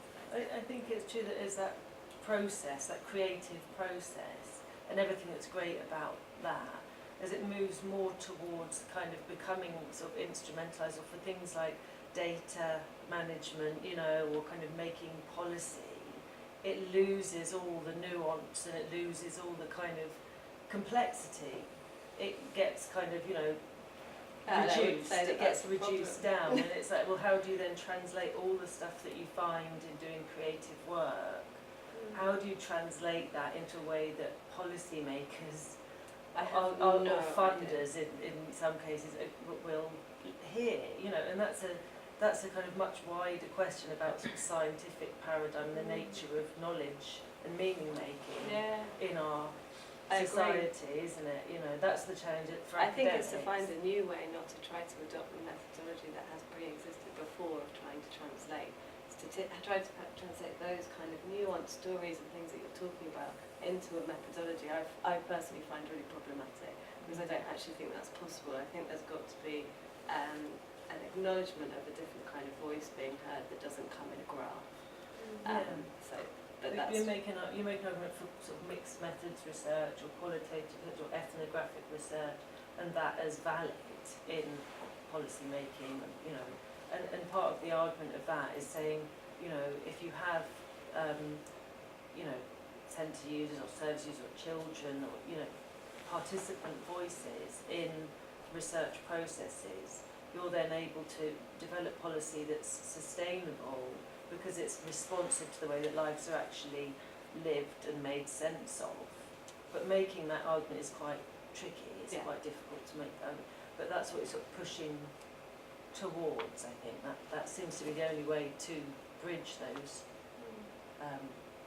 different worlds, really. Yeah, I just heard recently that they came out with this apple called Arctic apple, and when you cut it, it doesn't go brown because they got out the gene that basically gives the apple oxidation. So, but Chloe and I went to a really interesting talk at the Welcome collection a couple of weeks ago, and it was called Adapt, Modify, and it was about the human involvement with nature and kind of what we've done and what we're planning to do and how we should think about it. And there was kind of a what am I trying to say? There was kind of like an argument for, you can have those kind of GM kind of modified products, but at the end of the day, it's kind of not, it doesn't become nurturing anymore, because there were a couple of people in the audience and on the panel talk that were basically saying how the microorganisms that live within the apples and within the soils are also part of like nurturing us and our inner flora and our inner bacteria that completely kind of get lost or have different effects when it's scientifically modified. And obviously well, it's not been around for too long, so we can't say what the effects are, but I mean, for me it's like, I'm gonna sound like such a conspiracy theory person, but for me it's very strange that, for example, people are like, lots of more people are gluten intolerant, than before, and that's because the way our wheat is grown is very different, the soil is different, and the modifications are different, so our bodies are adapting to it in different ways. So I just think it's, and they're introducing, by the way, this Arctic apple into supermarkets now. They've done it. It's in Canada and in the US. Obviously, keep them over there, it's okay. And then, so it's like, I'm fine with it happening because science always does what science does. It always has like new advancements, but I just want kind of for conversations to happen around it and to think to what happens to your body when. I just want to bounce off the back of that because I've got a friend who's a baker, and she did a research project that was about biodiversity in grain that's used, and talked about the fact that most bread is made from grain from Kazakhstan or Canada, so there's massive homogenization in the source material for bread, and she makes exactly the same argument that those types of increases in dietary problems, there's strong suggestions that it's linked to that increased kind of homogenization of production.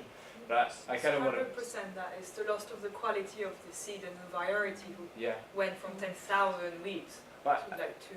just one brief thing, I want to bounce again away from apples to talk about eugenics, because there's a really scary kind of things that are afoot now with the alt-right that are talking about the kind of eugenic modification of the gene pool via this sort of theory of accelerationism, accelerationism of kind of progressively through very, very, very high, quick turnover of capitalism and through digital traffic. It increases the rapidity of weeding out the nominally inferior people. You can see it in places like China, where the emerging Sesame Credit model is being used as a way for people to approve people who are approvable and diss people who are less approvable, so that it's starting to kind of create this separation between the socially desirable and the socially undesirable, and that process of accelerationism is exactly the same thing as happens in these ecological systems of apples and grain. It's happening with people. So, again, strategies to kind of reverse that trend towards accelerationism, I think, are politically, culturally vital to avoid death. Yeah. I think like we have so many more like questions that have cropped up. So how do we make play more accessible for adults without them killing everything and making it really homogenized and for like one singular purpose, just to allow play to happen and to see what can come out of it. I think we've talked a lot about kind of value systems. And choices, I think, was also came up a lot in everyone's presentations. I think for us, I mean, in the end, like after the project, one thing that we did realize in terms of all of the debates and conversations that we have is that there isn't really exactly a right way to do anything. So, it isn't like you're either green or you're mean. So it's like if you don't do the thing, if you're not, environmentally friendly, then you're a bad person.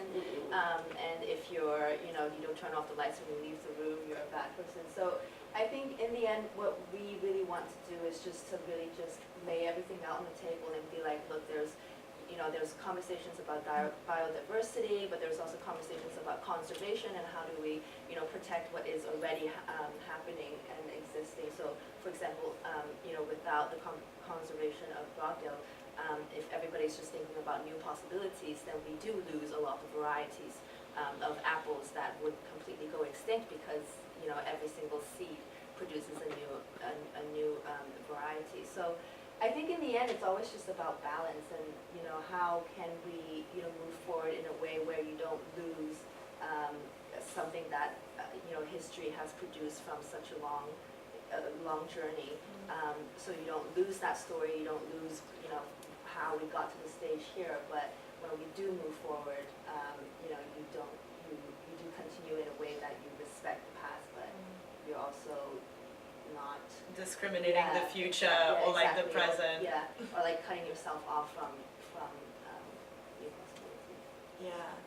Maybe I would like to finish with one last question to you, because you obviously do a lot of research on food policy, and if you could tell kind of us, I mean by us I mean A's for Apple Project and anyone who is doing creative work, maybe kind of what direction of work we can do in order to fit better with policies, or to have like an appeal where we can say, look, we've talked to these people and this is what we found out, or kind of something that would make kind of art practices more approachable in making food policies, because I think with every single residency and even every single artist that we're working with, we've really seen kind of main issues, and I know that some of them are within the reports and everything, but some of them are missed out because obviously you can't put everything.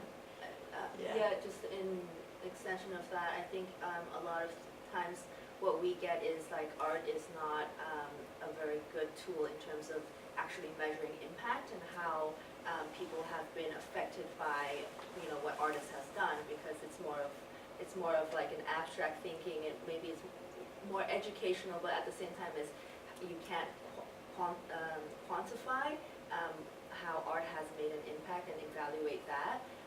And I suppose for a lot of food policies, you do have to use statistics and impacts, and you know, use that as a support of why we need that type of change. So yeah, it's a bit more about like what we're doing actually useful in terms of helping academics or researchers learn about food policy. sorry. Good question, but it's kind of not. It's the sort of thing I'd like to have time to think about, but I think just from a personal point of view, I'd say that a lot of food policy, a lot of the statistics, the sort of things I talked about are very much the numbers at the end of the system, that they're recorded at a big level, but they miss out so much. And I was interested with the very first presentation where you were saying, Jen, about the guy who'd been living on the farm for however many years. He's not somebody who would show up necessarily in those statistics when we say, oh, 80,000 and 75% come from Romania and Bulgaria.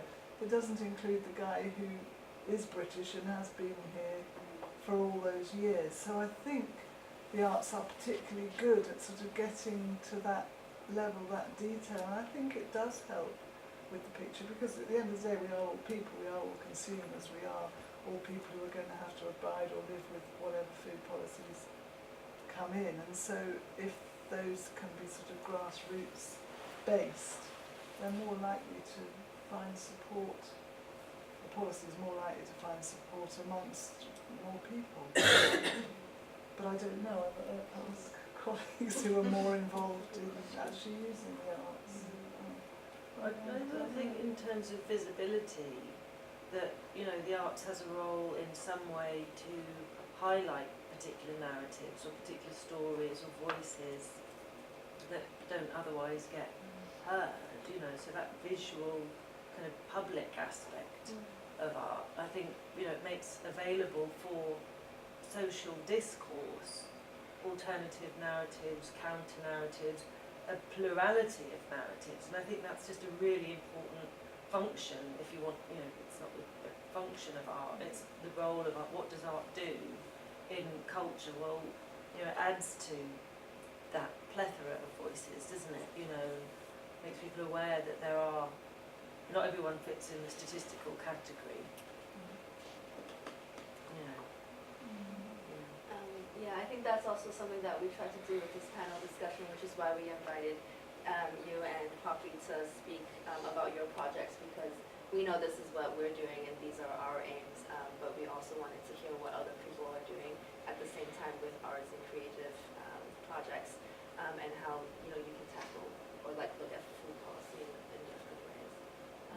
So I think that kind of rounds up the entire panel discussion.